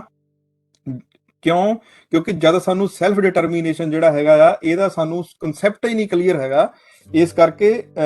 ਮਤਲਬ ਕਿ ਇਹ ਸਮੱਸਿਆ ਜਿਹੜੀ ਆ ਭਾਰਤ ਦੇ ਵਿੱਚ ਫਿਊਚਰ ਵਿੱਚ ਆ ਸਕਦੀ ਹੈਗੀ ਆ। ਹੁਣ ਬਾਬਾ ਸਾਹਿਬ ਇਹਨੂੰ ਫਿਰ ਅੱਗੇ ਜਾ ਕੇ ਦੱਸਦੇ ਹੈਗੇ ਆ ਕਿ ਬਈ ਬਰੀਫ ਦੇ ਵਿੱਚ ਦੱਸਦੇ ਹੈਗੇ ਆ ਕਿ ਇਹਦੇ ਵਿੱਚੋਂ ਲੋਕ ਗਾਇਬ ਹੈਗੇ ਆ, ਲੋਕਾਂ ਦੀ ਨਹੀਂ ਸੁਣੀ ਜਾ ਰਹੀ, ਪਾਰਟੀਆਂ ਆਪਣਾ ਦੱਸ ਰਹੀਆਂ ਵੀ ਸਾਨੂੰ ਆਹ ਚਾਹੀਦਾ। ਉਸੇ ਤਰੀਕੇ ਨਾਲ ਦੱਸ ਰਿਹਾ ਹੈਗਾ ਕਿ ਵੀ ਮਤਲਬ ਕਿ ਇਹਨੂੰ ਬਰੀਫ ਦੇ ਵਿੱਚ ਜਿਹੜੀ ਸੈਲਫ ਡਿਟਰਮੀਨੇਸ਼ਨ ਆ ਇੱਕ ਸੰਕਲਪ ਹੁੰਦਾ, ਉਹ ਲੋਕਾਂ ਦੇ ਵੱਲੋਂ ਹੁੰਦਾ, ਹੋਰ ਕਿਸੇ ਦੇ ਵੱਲੋਂ ਨਹੀਂ ਹੁੰਦਾ। ਸੰਕਲਪ ਕੀ ਆ, ਆਪਣੀ ਸਰਕਾਰ ਬਣਾਉਣਾ ਜਾਂ ਆਪਣੇ ਆਪ ਨੂੰ ਅੱਡ ਕਰਨਾ। ਸੋ ਇਹ ਹੈਗਾ ਸੈਲਫ ਡਿਟਰਮੀਨੇਸ਼ਨ ਦਾ ਕੰਸੈਪਟ। ਤੇ ਹੁਣ ਬਾਬਾ ਸਾਹਿਬ ਕਹਿੰਦੇ ਵੀ ਜਿਹੜਾ ਦੂਸਰਾ ਪੁਆਇੰਟ ਇਹਦਾ ਬਣਦਾ ਹੈਗਾ ਆ ਉਹ ਇਹ ਹੈਗਾ ਆ ਕਿ ਜਿਹੜੇ ਸੈਲਫ ਡਿਟਰਮੀਨੇਸ਼ਨ ਦੇ ਸਿਧਾਂਤ ਹੈਗੇ ਆ ਉਹਨਾਂ ਨੂੰ ਕਿਸ ਤਰੀਕੇ ਦੇ ਨਾਲ ਕਿਹੜੀ ਮਾਤਰਾ ਦੇ ਵਿੱਚ ਅਮਲ ਦੇ ਵਿੱਚ ਲਿਆਂਦਾ ਜਾਵੇ ਜਾਂ ਉਹਦੇ ਸਿਧਾਂਤਾਂ ਦਾ ਕਿਸ ਤਰ੍ਹਾਂ ਨਿਵੇਸ਼ ਕੀਤਾ ਜਾਵੇ, ਹਨਾ ਜੀ। ਅੱਗੇ ਇੱਕ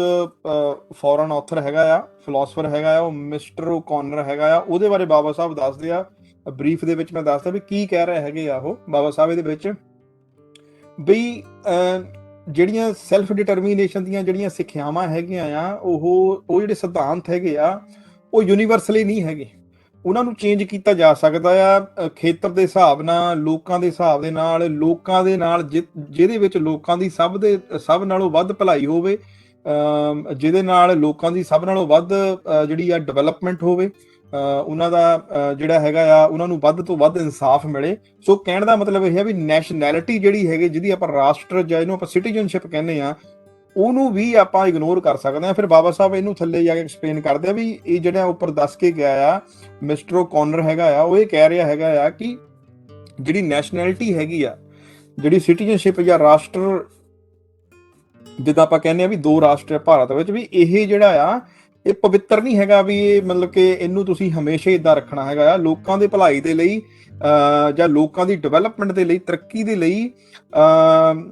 ਇਹਨੂੰ ਇਗਨੋਰ ਕੀਤਾ ਜਾ ਸਕਦਾ ਹੈਗਾ ਆ। ਦੂਸਰੇ ਪਾਸੇ ਕਹਿੰਦੇ ਵੀ ਜਿਹੜੀ ਸੈਪਰੇਸ਼ਨ ਹੈਗੀ, ਜਿਹੜੀ ਜਿੱਦਾਂ ਆਪਾਂ ਸੈਪਰੇਟ ਕਰਨ ਦੀ ਗੱਲ ਕਰ ਰਹੇ ਹਾਂ, ਭਾਰਤ ਨੂੰ ਪਾਕਿਸਤਾਨ ਬਣਾਉਣਾ ਹੈਗਾ ਆ, ਬਾਬਾ ਸਾਹਿਬ ਕਹਿੰਦੇ ਹੈਗੇ ਆ ਕਿ ਇਹ ਜ਼ਰੂਰੀ ਨਹੀਂ ਹੈਗਾ ਕਿ ਮਤਲਬ ਕਿ ਇੱਕ ਸਮਾਜ ਨੂੰ ਆਪਣੀ ਰਾਸ਼ਟਰਤਾ ਨੂੰ ਕਾਇਮ ਰੱਖਣ ਦੇ ਲਈ, ਆਪਣੇ ਕਲਚਰ ਨੂੰ ਕਾਇਮ ਰੱਖਣ ਦੇ ਲਈ ਅਲੱਗ ਹੋਣਾ ਪਵੇ। ਇਹ ਬਾਬਾ ਸਾਹਿਬ ਇਹ ਦੱਸ ਰਹੇ ਹੈਗੇ ਆ। ਤੀਸਰਾ ਪੁਆਇੰਟ ਬਾਬਾ ਸਾਹਿਬ ਦੱਸਦੇ ਹੈਗੇ ਆ ਕਿ ਇਹ ਬੜਾ ਇੰਪੋਰਟੈਂਟ ਕਨਸੈਪਟ ਹੈਗਾ ਆ। ਇਸੇ ਕਨਸੈਪਟ ਨੂੰ ਲਾ ਕੇ ਬਾਬਾ ਸਾਹਿਬ ਅੱਗੇ ਆਪਣੀ ਐਗਜ਼ਾਮਪਲ ਦਿੰਦੇ ਆ।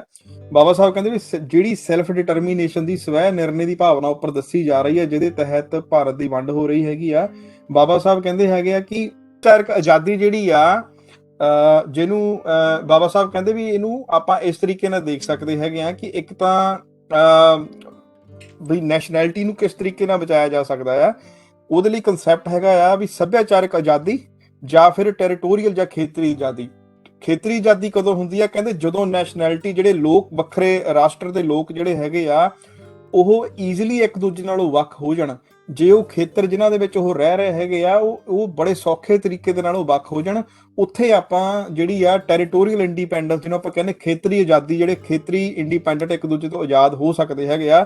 ਕਲਚਰਲ ਇੰਡੀਪੈਂਡੈਂਸ ਬਾਬਾ ਸਾਹਿਬ ਦੱਸਦੇ ਹੈਗੇ ਆ ਕਿ ਜਦੋਂ ਉਹ ਵੱਖਰੇ ਸਮੁਦਾਇਆਂ ਦੇ ਲੋਕ ਜਾਂ ਵੱਖਰੀ ਨੈਸ਼ਨੈਲਿਟੀਜ਼ ਦੇ ਲੋਕ ਇਕੱਠੇ ਰਹਿ ਰਹੇ ਆ, ਮਿਕਸ ਹੋਏ ਆ, ਉਹਨਾਂ ਨੂੰ ਅਲੱਗ ਕਰਨਾ ਬੜਾ ਔਖਾ ਹੈਗਾ ਆ। ਉੱਥੇ ਆਪਾਂ ਸੈਲਫ ਡਿਟਰਮੀਨੇਸ਼ਨ ਦੇ ਹਿਸਾਬ ਨਾਲ ਕਲਚਰਲ ਇੰਡੀਪੈਂਡੈਂਸ ਦਾ ਜਿਹੜਾ ਆ ਆਪਾਂ ਦਾਅਵਾ ਕਰ ਸਕਦੇ ਹਾਂ, ਜਾਣੀ ਕਿ ਸੱਭਿਆਚਾਰਕ ਆਜ਼ਾਦੀ। ਕਹਿੰਦੇ ਇਹਨਾਂ ਖੇਤਰਾਂ ਦੇ ਵਿੱਚ ਜਿਹੜੀ ਕਲਚਰਲ ਇੰਡੀਪੈਂਡੈਂਸ ਹੁੰਦੀ ਆ, ਜਾਣੀ ਕਿ ਸੱਭਿਆਚਾਰਕ ਆਜ਼ਾਦੀ ਜਿਹੜੀ ਹੁੰਦੀ ਆ, ਇਹਨਾਂ ਦੇ ਵਿੱਚ ਜਿਹੜੀ ਟੈਰੀਟੋਰੀਅਲ ਜਿਹੜੀ ਸੈਪਰੇਸ਼ਨ ਹੈਗੀ ਆ, ਜਿਹੜੀ ਖੇਤਰੀ, ਜਿਹਨੂੰ ਆਪਾਂ ਖੇਤਰਾਂ ਦੀ ਵੰਡ ਕਹਿੰਦੇ ਆ ਜਾਂ ਅਲੱਗ ਹੋਣਾ, ਉਹ ਪੋਸੀਬਲ ਨਹੀਂ ਹੁੰਦੀ। ਜੇ ਉਹ ਇਕੱਠੇ ਰਹਿਣ, ਜੇ ਉਹ ਹੋਰ ਨੈਸ਼ਨੈਲਿਟੀ ਦੇ ਨਾਲ ਲੋਕ ਉੱਥੇ ਰਹਿੰਦੇ ਹੈਗੇ ਆ, ਉਹਨਾਂ ਦਾ ਰਹਿਣ ਦੇ ਨਾਲ ਇੱਕ ਦੂਜੇ ਦਾ ਨੁਕਸਾਨ ਹੁੰਦਾ ਆ ਤੇ ਉਹ ਮਾਈਗ੍ਰੇਟ ਕਰ ਸਕਦੇ ਹੈਗੇ ਆ। ਇਹ ਹੁਣ ਬਾਬਾ ਸਾਹਿਬ ਇਹੀ ਕਨਸੈਪਟ ਨੂੰ ਲਾ ਰਹੇ ਹੈਗੇ ਆ ਕਿ ਟੈਰੀਟੋਰੀਅਲ ਇੰਡੀਪੈਂਡੈਂਸ ਕਿੱਥੇ ਹੁੰਦੀ ਆ ਤੇ ਕਲਚਰਲ ਇੰਡੀਪੈਂਡੈਂਸ ਕਿੱਥੇ ਲੋੜ ਪੈਂਦੀ ਆ। ਟੈਰੀਟੋਰੀਅਲ ਇੰਡੀਪੈਂਡੈਂਸ ਉੱਥੇ ਲੋੜ ਪੈਂਦੀ ਆ ਜਿੱਥੇ ਖੇਤਰਾਂ ਨੂੰ ਪਾਪੂਲੇਸ਼ਨ ਦੇ ਹਿਸਾਬ ਦੇ ਨਾਲ, ਨੈਸ਼ਨੈਲਿਟੀ ਦੇ ਹਿਸਾਬ ਦੇ ਨਾਲ ਅਲੱਗ ਕੀਤਾ ਜਾ ਸਕਦਾ ਆ ਖੇਤਰਾਂ ਨੂੰ। ਜੋ ਕਲਚਰਲ ਇੰਡੀਪੈਂਡੈਂਸ ਉੱਥੇ ਹੁੰਦੀ ਹੈ ਜਿੱਥੇ ਪਾਪੂਲੇਸ਼ਨ ਜਿਹੜੀ ਆ, ਵੱਖਰੇ ਵੱਖਰੇ ਧਰਮਾਂ ਦੇ ਲੋਕ ਜਾਂ ਵੱਖਰੀ ਵੱਖਰੀ ਨੈਸ਼ਨੈਲਿਟੀਜ਼ ਦੇ ਲੋਕ ਇੱਕ ਸੰਘਣੇ ਮਾਹੌਲ ਦੇ ਵਿੱਚ ਮਿਕਸ ਹੋ ਕੇ ਰਹਿੰਦੇ ਆ, ਤੇ ਉੱਥੇ ਅਲੱਗ ਕਰਨਾ ਬੜਾ ਔਖਾ ਆ, ਬਾਉਂਡਰੀਜ਼ ਡਰਾ ਕਰਨਾ ਬੜੀਆਂ ਔਖੀਆਂ ਹੈਗੀਆਂ ਆ। ਉੱਥੇ ਕੀ ਆ, ਮਾਈਗ੍ਰੇਸ਼ਨ ਹੋ ਸਕਦੀ ਹੈਗੀ ਆ, ਹਨਾ ਜੀ। ਤੇ ਅੱਗੇ ਬਾਬਾ ਸਾਹਿਬ ਸੇਫਗਾਰਡ ਵੀ ਇਹਨਾਂ ਦੇ ਬਾਰੇ ਦੱਸਦੇ ਆ ਵੀ ਸੇਫਗਾਰਡ ਵੀ ਆਪਾਂ ਯੂਜ਼ ਕਰ ਸਕਦੇ ਹੈਗੇ। ਹੁਣ ਬਾਬਾ ਸਾਹਿਬ ਕਹਿੰਦੇ ਹੈਗੇ ਕਿ ਹੁਣ ਮੈਂ ਉਹਦੀਆਂ ਹੱਦਾਂ, ਸੈਲਫ ਡਿਟਰਮੀਨੇਸ਼ਨ ਦਾ ਜਿਹੜਾ ਕਨਸੈਪਟ ਹੈਗਾ ਆ, ਉਹਦੀਆਂ ਹੱਦਾਂ ਦੱਸੀਆਂ ਤੇ ਉਹਨੂੰ ਡਿਫਾਈਨ ਕੀਤਾ ਕਿ ਉਹਦਾ ਸਕੋਪ ਕੀ ਹੈਗਾ ਆ। ਬਾਬਾ ਸਾਹਿਬ ਕਹਿੰਦਾ ਉਹੀ ਚੀਜ਼ ਆਪਾਂ ਇੱਥੇ ਲਾ ਕੇ ਦੇਖਣੀ ਹੈਗੀ ਆ ਵੀ ਜਿਹੜੀਆਂ ਮੈਂ ਉੱਪਰ ਗੱਲਾਂ ਕਹਿੰਦੇ ਬਾਬਾ ਸਾਹਿਬ ਕਹਿੰਦੇ ਸਮਝਾਈਆਂ ਹੈਗੀਆਂ ਆ, ਵੀ ਕਲਚਰਲ ਇੰਡੀਪੈਂਡੈਂਸ ਤੇ ਟੈਰੀਟੋਰੀਅਲ ਇੰਡੀਪੈਂਡੈਂਸ ਇਹ ਕਿੱਥੇ ਆਪਾਂ ਲਾ ਸਕਦੇ ਹੈਗੇ ਆ। ਬਾਬਾ ਸਾਹਿਬ ਕਹਿੰਦੇ ਹੈਗੇ ਵੀ ਜਿਹੜਾ ਇਹਦਾ ਬਈ ਮਤਲਬ ਕਿ ਹੁਣ ਆਪਾਂ ਇਹ ਦੇਖਣਾ ਵੀ ਜਿਹੜੀਆਂ ਪਾਕਿਸਤਾਨ ਦੀ ਬਾਉਂਡਰੀਜ਼ ਹੈਗੀਆਂ ਆ ਜਾਂ ਪ੍ਰੈਜ਼ੈਂਟ ਬਾਉਂਡਰੀ ਹੈਗੀਆਂ ਆ, ਕਿ ਜਿਹੜੀਆਂ ਮੁਸਲਿਮ ਲੀਗ ਕਲੇਮ ਕਰਦੀਆਂ ਹੈਗੀਆਂ ਆ ਵੀ ਜਿਹੜੀਆਂ ਭਾਰਤ ਦੀਆਂ ਹੁਣ ਮੌਜੂਦਾ ਸਰਹੱਦਾਂ ਹੈਗੀਆਂ ਆ, ਕਿ ਜਿਹੜੀਆਂ ਉਹ ਮੁਸਲਮਾਨ ਲੀਗ ਜਿਹੜੀਆਂ ਉਹ ਦਾਅਵਾ ਕਰਦੀਆਂ ਹੈ ਕਿ ਇਸੇ ਜਿਹੜੇ ਸਾਡੇ ਜਿਹੜੇ ਵਿਚਾਰ ਹੈਗੇ ਆ ਉੱਪਰ, ਇਹਨਾਂ ਨੂੰ ਜੋ ਆਪਾਂ ਲੈ ਕੇ ਦੇਖਦੇ ਕਿ ਉਸੇ ਤਰੀਕੇ ਨਾਲ ਇਹ ਰਹਿਣਗੀਆਂ ਕਿ ਜਾਂ ਚੇਂਜ ਹੋਣਗੀਆਂ। ਅੱਗੇ ਦੱਸਦੇ ਆ ਕਿ ਇਹਦਾ ਜਿਹੜਾ ਆਨਸਰ, ਇਹਨਾਂ ਸਵਾਲਾਂ ਦਾ ਆਨਸਰ ਆ ਹੁਣ ਬਹੁਤ ਕਲੀਅਰ ਹੋ ਗਿਆ ਆ। ਤੇ ਇਹ ਕਹਿੰਦੇ ਵੀ ਜਿਹੜਾ ਭੂਗੋਲਿਕ ਨਕਸ਼ਾ ਆ, ਇਹ ਇਹਨਾਂ ਸਮੱਸਿਆਵਾਂ ਨੂੰ ਇਹਦਾ ਹੱਲ ਆਪਣੇ ਆਪ ਮੁਹਾਰੇ ਦੱਸੇਗਾ। ਤੇ ਇਹਦੀ ਕਹਿੰਦੇ ਸਾਨੂੰ ਅਲੱਗ ਤੋਂ ਵਕਾਲਤ ਕਰਨ ਦੀ ਲੋੜ ਨਹੀਂ ਹੈਗੀ। ਕਹਿੰਦੇ ਜਦੋਂ ਆਪਾਂ ਇੱਥੇ ਤੁਸੀਂ ਮੈਪ ਤੇ ਦੇਖੋਗੇ, ਕਹਿੰਦੇ ਜਦੋਂ ਆਪਾਂ ਦੇਖਣਾ ਹੈਗਾ ਆ ਕਿ ਨੈਸਟ ਵਾਲੀ ਸਾਈਡ ਤੇ ਦੇਖਣਾ ਹੈਗਾ ਆ ਵੀ ਜਿਹੜੀਆਂ ਨਾਰਥ ਵੈਸਟ ਪ੍ਰੋਵਿੰਸ ਹੈਗੀ ਆ, ਇੱਥੇ ਦੇਖੋਗੇ ਤੁਸੀਂ ਜਿਹੜੀ ਨਾਰਥ ਵੈਸਟ ਪ੍ਰੋਵਿੰਸ ਹੈਗੀ ਆ, ਬਲੋਚਿਸਤਾਨ ਹੈਗਾ ਆ, ਪੰਜਾਬ ਹੈਗਾ ਆ, ਸਿੰਧ ਹੈਗਾ ਆ, ਇਹ ਹੈਗੀਆਂ ਇੰਟਰਮਿਕਸਡ ਦਾ ਆਪਾਂ ਉੱਪਰ ਦੇਖਿਆ ਸੀਗਾ ਕਿ ਜਿੱਥੇ ਇੰਟਰਮਿਕਸਡ ਹੋਣ ਉੱਥੇ ਕੀ ਹੁੰਦਾ ਆ, ਉੱਥੇ ਕਲਚਰਲ ਜਿਹੜੀ ਆ ਕਲਚਰ ਇੰਡੀਪੈਂਡੈਂਸ ਹੋ ਸਕਦੀ ਹੈ, ਉੱਥੋਂ ਮਾਈਗ੍ਰੇਸ਼ਨ ਹੋ ਸਕਦੀ ਹੈਗੀ ਆ। ਠੀਕ ਆ ਜੀ। ਸੋ ਬਾਬਾ ਸਾਹਿਬ ਇਹ ਦੱਸਣਾ ਚਾਹੁੰਦੇ ਆ ਵੀ ਇਹ ਜਿਹੜੀਆਂ ਸਟੇਟਾਂ ਹੈਗੀਆਂ ਆਹ ਵਾਲੀਆਂ ਇੱਧਰ ਤੇ 4, ਇਹਨਾਂ ਦੇ ਵਿੱਚ ਜਿਹੜੀ ਆਬਾਦੀ ਆ ਉਹ ਇੱਕ ਦੂਸਰੇ ਨਾਲ ਮਿਕਸ ਹੋਈ ਹੋਈ ਆ। ਤੇ ਅੱਗੇ ਦੱਸਦੇ ਹੈਗੇ ਆ ਕਿ ਇੱਥੇ ਕਹਿੰਦੇ ਟੈਰੀਟੋਰੀਅਲ ਸੈਪਰੇਸ਼ਨ ਜਿਹੜੀ ਆ, ਮਤਲਬ ਕਿ ਖੇਤਰੀ ਆਧਾਰ ਦੇ ਉੱਤੇ ਜਿਹੜੀ ਵੰਡ ਕਰਨੀ ਉਹ ਬੜੀ ਔਖੀ ਆ ਹਿੰਦੂਆਂ ਦੇ ਲਈ, ਇਹ ਬੜੀ ਔਖੀ ਹੈਗੀ ਆ ਤੇ ਇੰਪੋਸੀਬਲ ਹੈਗੀ ਆ। ਤੇ ਇੱਥੇ ਕੀ ਹੋਣੀ ਆ, ਇੱਥੇ ਜਿਹੜੇ ਇੱਥੇ ਹਿੰਦੂ ਰਹਿੰਦੇ ਹੈਗੇ ਆ, ਜਿਹੜੇ ਇਸ ਏਰੀਆ 'ਚ ਹਿੰਦੂ ਰਹਿੰਦੇ ਹੈਗੇ ਆ, ਉਹ ਆਪਣੀ ਸੱਭਿਆਚਾਰਕ ਆਜ਼ਾਦੀ ਦਾ ਦਾਅਵਾ ਕਰ ਸਕਦੇ ਆ, ਜਾਂ ਫਿਰ ਉਹ ਆਪਣਾ ਕਨਸਟੀਟਿਊਸ਼ਨ ਦੇ ਵਿੱਚ ਉਹ ਆਪਣੀ ਸੁਰੱਖਿਆਵਾਂ ਦੀ ਮੰਗ ਕਰ ਸਕਦੇ ਆ। ਇਸੇ ਤਰੀਕੇ ਨਾਲ ਕਹਿੰਦੇ ਜਦੋਂ ਆਪਾਂ ਪੰਜਾਬ ਦਾ ਕੇਸ ਦੇਖਦੇ ਆ ਤੇ ਬੰਗਾਲ ਦਾ ਕੇਸ ਦੇਖਦੇ ਆ, ਮੈਂ ਸੌਰੀ ਉੱਪਰ ਕਹਿ ਗਿਆ ਨਾਰਥ ਵੈਸਟ ਪ੍ਰੋਵਿੰਸ, ਬਲੋਚਿਸਤਾਨ ਤੇ ਸਿੰਧ, ਤੇ ਪੰਜਾਬ ਦਾ ਕੇਸ ਸੌਰੀ ਜਿਹੜਾ ਹੈਗਾ ਆ ਤੇ ਬੰਗਾਲ ਦਾ ਕੇਸ ਹੈਗਾ ਆ, ਉਹ ਕਹਿੰਦੇ ਡਿਫਰੈਂਟ ਹੈਗਾ ਆ। ਕਹਿੰਦੇ ਜਦੋਂ ਤੁਸੀਂ ਨਕਸ਼ੇ ਤੇ ਦੇਖੋਗੇ ਇਹਨਾਂ ਦੋਨਾਂ ਪ੍ਰੋਵਿੰਸ ਦੇ ਵਿੱਚ ਕੀ ਹੈਗਾ ਆ, ਤੁਹਾਨੂੰ ਕੀ ਮਿਲਦਾ ਹੈਗਾ ਆ, ਪੰਜਾਬ ਤੇ ਬੰਗਾਲ ਦੇ ਵਿੱਚ ਤੁਹਾਨੂੰ ਇਹ ਨਹੀਂ ਕਿਤੇ ਮਿਲਣਾ ਹੈਗਾ ਕਿ ਜਿਹੜੇ ਹਿੰਦੂ ਹੈਗੇ ਆ ਉਹ ਮਤਲਬ ਕਿਤੇ ਸੈਂਟਰ ਦੇ ਵਿੱਚ ਰਹਿ ਰਹੇ ਹੈਗੇ ਆ ਤੇ ਆਲੇ ਦੁਆਲੇ ਉਹ ਮੁਸਲਮਾਨ ਆਬਾਦੀ ਦੇ ਨਾਲ ਘਿਰੇ ਹੋਏ ਹੈਗੇ ਆ। ਹੁਣ ਬਾਬਾ ਸਾਹਿਬ ਕਹਿੰਦੇ ਹੈਗੇ ਆ ਕਿ ਇਹਨਾਂ ਏਰੀਆ ਦੇ ਵਿੱਚ ਕੀ ਹੈਗਾ ਆ, ਆਪਾਂ ਵੰਡ ਕਰ ਸਕਦੇ ਹੈਗੇ ਆ। ਕਹਿੰਦੇ ਹੁਣ ਜਿਹੜਾ ਦਾਅਵਾ ਮੁਸਲਮਾਨ ਲੀਗ ਕਰ ਰਹੀ ਹੈਗੀ ਆ, ਜੋ ਮੁਸਲਮਾਨ ਲੀਗ ਮੰਗ ਰਹੀ ਆ, ਪੰਜਾਬ ਨੂੰ ਮੰਗ ਰਹੀ ਆ, ਹਨਾ, ਤੇ ਇਧਰੋਂ ਬਾਬਾ ਸਾਹਿਬ ਕਹਿੰਦੇ ਵੀ ਇਹਨਾਂ ਖੇਤਰਾਂ ਦੇ ਵਿੱਚ ਅਸੀਂ ਆਪਣੇ ਤਰੀਕੇ ਦੇ ਨਾਲ ਬਾਉਂਡਰੀਆਂ ਜਿਹੜੀਆਂ ਆ ਬਣਾ ਸਕਦੇ ਆ, ਬਾਉਂਡਰੀਆਂ ਜਿਹੜੀਆਂ ਪੰਜਾਬ ਦੇ ਵਿੱਚੋਂ ਡਰਾ ਕਰ ਸਕਦੇ ਹੈਗੇ ਆ। ਸਾਨੂੰ ਸਾਰੇ ਦਾ ਸਾਰਾ ਖੇਤਰ ਜਿਹੜਾ ਆ ਉਹ ਪੰਜਾਬ ਨੂੰ ਦੇਣ, ਆਪਣੇ ਪਾਕਿਸਤਾਨ ਨੂੰ ਦੇਣ ਨੂੰ ਲੋੜ ਨਹੀਂ ਹੈ। ਸੋ ਇਹ ਬਾਬਾ ਸਾਹਿਬ ਇਹਦੇ ਜਿਹੜੀ ਇੱਥੇ ਕੱਢਦੇ ਹੈਗੇ ਆ, ਇਹ ਆਪਣਾ ਜਿਹੜਾ ਸਮੀਕਰਨ ਜਿਹਨੂੰ ਆਪਾਂ ਕਹਿ ਦਿੰਦੇ ਆ। ਫਿਰ ਅੱਗੇ ਦੱਸਦੇ ਹੈਗੇ ਆ, ਕਹਿੰਦੇ 2 ਸਿੱਟੇ ਨਿਕਲਦੇ ਆ ਇਹਦੇ ਵਿੱਚੋਂ, ਜਿਹੜੀ ਉੱਪਰ ਕਹਿੰਦੇ ਆਪਾਂ ਡਿਸਕਸ਼ਨ ਕਰ ਰਹੇ ਆ, ਇਹਦੇ 2 ਸਿੱਟੇ ਨਿਕਲਦੇ ਆ ਕਿ ਜਿਹੜੇ ਨਾਨ ਮੁਸਲਮ ਪੰਜਾਬ ਦੇ ਨਾਨ ਮੁਸਲਮ ਹੈਗੇ ਆ, ਭਾਵ ਕਿ ਹਿੰਦੂ ਹੈਗੇ ਆ ਜਾਂ ਸਿੱਖ ਹੈਗੇ ਆ, ਤੇ ਬੰਗਾਲ ਦੇ ਜਿਹੜੇ ਹੈਗੇ ਆ, ਕਹਿੰਦੇ ਉਹਨਾਂ ਨੂੰ ਆਪਾਂ ਪਾਕਿਸਤਾਨ ਦੇ ਵਿੱਚੋਂ ਬਾਹਰ ਰੱਖ ਸਕਦੇ ਹੈਗੇ ਆ, ਤੇ ਉਹਨਾਂ ਨੂੰ ਆਪਾਂ ਖੇਤਰੀ ਆਧਾਰ ਦੇ ਉੱਤੇ ਉਹਨਾਂ ਨੂੰ ਅਲੱਗ ਕਰ ਸਕਦੇ ਹੈਗੇ ਆ। ਤੇ ਜਿਹੜੇ ਤਾਂ ਨਾਨ ਮੁਸਲਮ ਨਾਰਥ ਵੈਸਟ ਫਰੰਟੀਅਰ ਵਿੱਚ ਰਹਿ ਰਹੇ ਹੈਗੇ ਆ, ਇੱਥੇ ਤੁਸੀਂ ਦੇਖੋਗੇ ਨਾਰਥ ਵੈਸਟ ਫਰੰਟੀਅਰ ਪ੍ਰੋਵਿੰਸ ਆ ਗਿਆ, ਤੇ ਕਹਿੰਦੇ ਜਿਹੜੇ ਇੱਥੇ ਰਹਿ ਰਹੇ ਹੈਗੇ ਆ, ਬਲੋਚਿਸਤਾਨ 'ਚ ਰਹਿ ਰਹੇ ਹੈਗੇ ਜਾਂ ਸਿੰਧ 'ਚ ਰਹਿ ਰਹੇ ਹੈਗੇ ਆ, ਹਨਾ, ਉਹਨਾਂ ਨੂੰ ਕਲਚਰਲ ਇੰਡੀਪੈਂਡੈਂਸ ਜਾਣੀ ਕਿ ਸੱਭਿਆਚਾਰਕ ਆਜ਼ਾਦੀ ਦਾ ਉਹ ਦਾਅਵਾ ਕਰ ਸਕਦੇ ਆ, ਜਾਂ ਫਿਰ ਸਿਆਸੀ ਤੌਰ ਦੇ ਉੱਤੇ ਉਹਨਾਂ ਨੂੰ ਸੁਰੱਖਿਆਵਾਂ ਕਨਸਟੀਟਿਊਸ਼ਨ ਦੇ ਵਿੱਚ ਦਿੱਤੀਆਂ ਜਾਣੀਆਂ ਚਾਹੀਦੀਆਂ ਜੇ ਉਹ ਭਾਰਤ ਦੇ ਵਿੱਚ ਨਹੀਂ ਆਉਣਾ ਚਾਹੁੰਦੇ। ਤੇ ਉਹ ਬਾਬਾ ਸਾਹਿਬ ਇਹ ਸੋਲੂਸ਼ਨ ਦੱਸ ਰਹੇ ਹੈਗੇ ਇਹਨਾਂ ਦਾ। ਤੇ ਕਹਿੰਦੇ ਇਸੇ ਤਰੀਕੇ ਨਾਲ ਸੇਮੇ ਗੱਲ ਨੂੰ ਆਪਾਂ ਅਲੱਗ ਤਰੀਕੇ ਨਾਲ ਕਹਿਣਾ ਹੋਵੇ ਕਿ ਮੁਸਲਿਮ ਲੀਗ ਜਿਹੜੀ ਹੈਗੀ ਆ ਉਹ ਮਤਲਬ ਕਿ ਜਿਹੜੀ ਮੰਗ ਕਰ ਰਹੀ ਹੈਗੀ ਆ ਸਿੰਧ ਦੀ ਨਾਰਥ ਵੈਸਟ ਫਰੰਟੀਅਰ ਦੀ ਤੇ ਬਲੋਚਿਸਤਾਨ ਦੀ, ਉਹ ਐਦਾਂ ਹੀ ਰਹੂਗੀ, ਉਹਨੂੰ ਆਪਾਂ ਚੇਂਜ ਨਹੀਂ ਕੀਤਾ ਜਾ ਸਕਦਾ। ਪਰ ਜਿਹੜੀ ਉਹਨਾਂ ਦੀ ਮੰਗ ਪੰਜਾਬ ਨੂੰ ਲੈ ਕੇ ਜਾਂ ਬੰਗਾਲ ਨੂੰ ਲੈ ਕੇ ਹੈਗੀ ਆ, ਉਹ ਨਜਾਇਜ਼ ਹੈਗੀ ਆ, ਉਹਦੇ ਵਿੱਚ ਚੇਂਜਸ ਕੀਤੀਆਂ ਜਾ ਸਕਦੀਆਂ, ਬਾਉਂਡਰੀ ਆਪਾਂ ਉਹਨਾਂ ਦੇ ਵਿੱਚ ਡਰਾ ਕਰ ਸਕਦੇ ਹੈਗੇ ਆ, ਜਾਂ ਉਹਨਾਂ ਦੇ ਵਿੱਚ ਹੱਦਾਂ ਦੀ ਜਿਹੜੀ ਆ ਆਪਾਂ ਉਹ ਬਣਾ ਸਕਦੇ ਹੈਗੇ ਆ, ਕਿਉਂਕਿ ਉੱਥੇ ਜਿਹੜੀ ਪਾਪੂਲੇਸ਼ਨ ਹੈਗੀ ਆ ਉਹ ਮਿਕਸ ਨਹੀਂ ਹੈਗੀ। ਸੋ ਅੱਗੇ ਬਾਬਾ ਸਾਹਿਬ ਇਹਦੇ 5ਵੇਂ ਪਾਰਟ ਦੇ ਵਿੱਚ ਇਹੀ ਗੱਲ ਮੁਸਲਮ ਜਿਹੜੇ ਹੈਗੇ ਆ, ਗੈਰ ਮੁਸਲਮਾਨ ਘੱਟ ਗਿਣਤੀਆਂ ਦੇ ਜਿਹੜੇ ਲੋਕ ਹੈਗੇ ਆ, ਜਿਹੜੇ ਪੰਜਾਬ ਜਾਂ ਬੰਗਾਲ ਦੇ ਵਿੱਚ ਰਹਿੰਦੇ ਹੈਗੇ ਆ, ਉਹ ਉਹਨਾਂ ਨੂੰ ਹੁਣ ਇਹ ਸੋਚਣਗੇ ਕਿ ਜੇ ਅਸੀਂ ਮੁਸਲਿਮ ਲੀਗ ਦੀ ਇਹ ਗੱਲ ਮੰਨਦੇ ਆ ਵੀ ਹਾਂ ਵੀ ਜਿਹੜੀ ਟੈਰੀਟੋਰੀਅਲ ਜਿਹੜੀ ਆ ਇੰਡੀਪੈਂਡੈਂਸ ਸਾਨੂੰ ਚਾਹੀਦੀ ਹੈ, ਜਿਹੜੀ ਕਿ ਖੇਤਰੀ ਆਜ਼ਾਦੀ ਸਾਨੂੰ ਚਾਹੀਦੀ ਆ, ਅਸੀਂ ਪਾਕਿਸਤਾਨ ਦੇ ਵਿੱਚ ਜਾਣਾ ਨਹੀਂ ਚਾਹੁੰਦੇ, ਤੇ ਮੁਸਲਮਾਨ ਜਿਹੜੇ ਮੁਸਲਿਮ ਲੀਗ ਹੈਗੀ ਆ ਮੁਸਲਮਾਨਾਂ ਦੀ, ਉਹਨਾਂ ਦਾ ਮਤਲਬ ਕਿ ਉਹ ਕੀ ਇਸ ਜਿਹੜਾ ਅਸੀਂ ਦਾਅਵਾ ਕਰ ਰਹੇ ਹਾਂ ਕੀ ਉਹਨੂੰ ਇਹ ਜਾਇਜ਼ ਮੰਨਣਗੇ ਜਾਂ ਉਹਨੂੰ ਨਾਜਾਇਜ਼ ਮੰਨਣਗੇ। ਕਹਿੰਦੇ ਇੱਧਰ ਆਪਾਂ ਪਾਕਿਸਤਾਨ ਦੇ ਵਿੱਚ ਆਪਾਂ ਜਿਹੜੀ ਲਾਹੌਰ ਦੇ ਵਿੱਚ ਕਹਿੰਦੇ ਇੱਕ ਰੈਜ਼ੋਲੂਸ਼ਨ ਹੋਈ ਸੀ ਮੁਸਲਮਾਨ ਲੀਗ ਦੇ ਵੱਲੋਂ 1940 ਦੇ ਵਿੱਚ, ਉਹਦੇ ਵਿੱਚ ਉਹ ਇਹਦਾ ਦਾਅਵਾ ਕਰਦੇ ਆ ਵੀ ਹਾਂ ਵੀ ਮਤਲਬ ਕਿ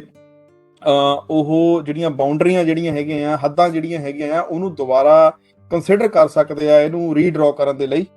ਇਸੇ ਤਰੀਕੇ ਨਾਲ ਬਾਬਾ ਸਾਹਿਬ ਫਿਰ ਅੱਗੇ ਦੱਸਦੇ ਆ ਵੀ ਇੱਕ ਜਲੰਧਰ ਦੇ ਵਿੱਚ ਮੁਸਲਿਮ ਲੀਗ ਦੀ ਮੀਟਿੰਗ ਹੋਈ, ਉਹਦੇ ਵਿੱਚ ਜਲੰਧਰ ਦੇ ਵਿੱਚ ਮਿਸਟਰ ਜਿਨ੍ਹਾਂ ਜਿਹੜੇ ਆ 16 ਨਵੰਬਰ 1942 ਦੇ ਵਿੱਚ ਆਪਣੇ ਜਿਹੜੇ ਵਿਚਾਰ ਪੇਸ਼ ਕਰਦੇ ਆ, ਪਬਲਿਕ ਮੀਟਿੰਗ ਜਨਤਕ ਮੀਟਿੰਗ ਹੋਈ ਸੀਗੀ, ਉਹ ਕਿਸ ਚੀਜ਼ ਨੂੰ ਲੈ ਕੇ ਕਰਦਾ ਹੈਗਾ ਆ, ਉਹ ਤੋਂ ਫਿਰ ਆਈਡੀਆ ਲੱਗਦਾ ਕਿ ਉਹ ਕੁਛ ਨਾ ਕੁਛ ਤਾਂ ਕੰਸੈਂਟ ਕਰ ਰਿਹਾ ਹੈਗਾ ਜਿਨ੍ਹਾਂ ਬਾਉਂਡਰੀਆਂ ਰੀਡਰਾ ਨੂੰ। ਪਰ ਉਹ ਦੱਸ ਰਿਹਾ ਹੈਗਾ ਆ ਕਿ ਕਹਿੰਦੇ ਵੀ ਇੱਕ ਚਾਲ ਹੈਗੀ ਆ ਜਦੋਂ ਉਹਦੇ ਵਿੱਚ ਜਿੱਦਾਂ ਹੁਣ ਜਿਨ੍ਹਾਂ ਬੋਲ ਰਿਹਾ ਹੈਗਾ ਉਹਦੇ ਵਿੱਚੋਂ ਬਾਬਾ ਸਾਹਿਬ ਨੇ ਇਹਦੇ ਵਿੱਚ ਲਾਈਨਾਂ ਕੱਢ ਕੇ ਦੱਸੀਆਂ ਹੋਈਆਂ, ਕਹਿੰਦੇ ਵੀ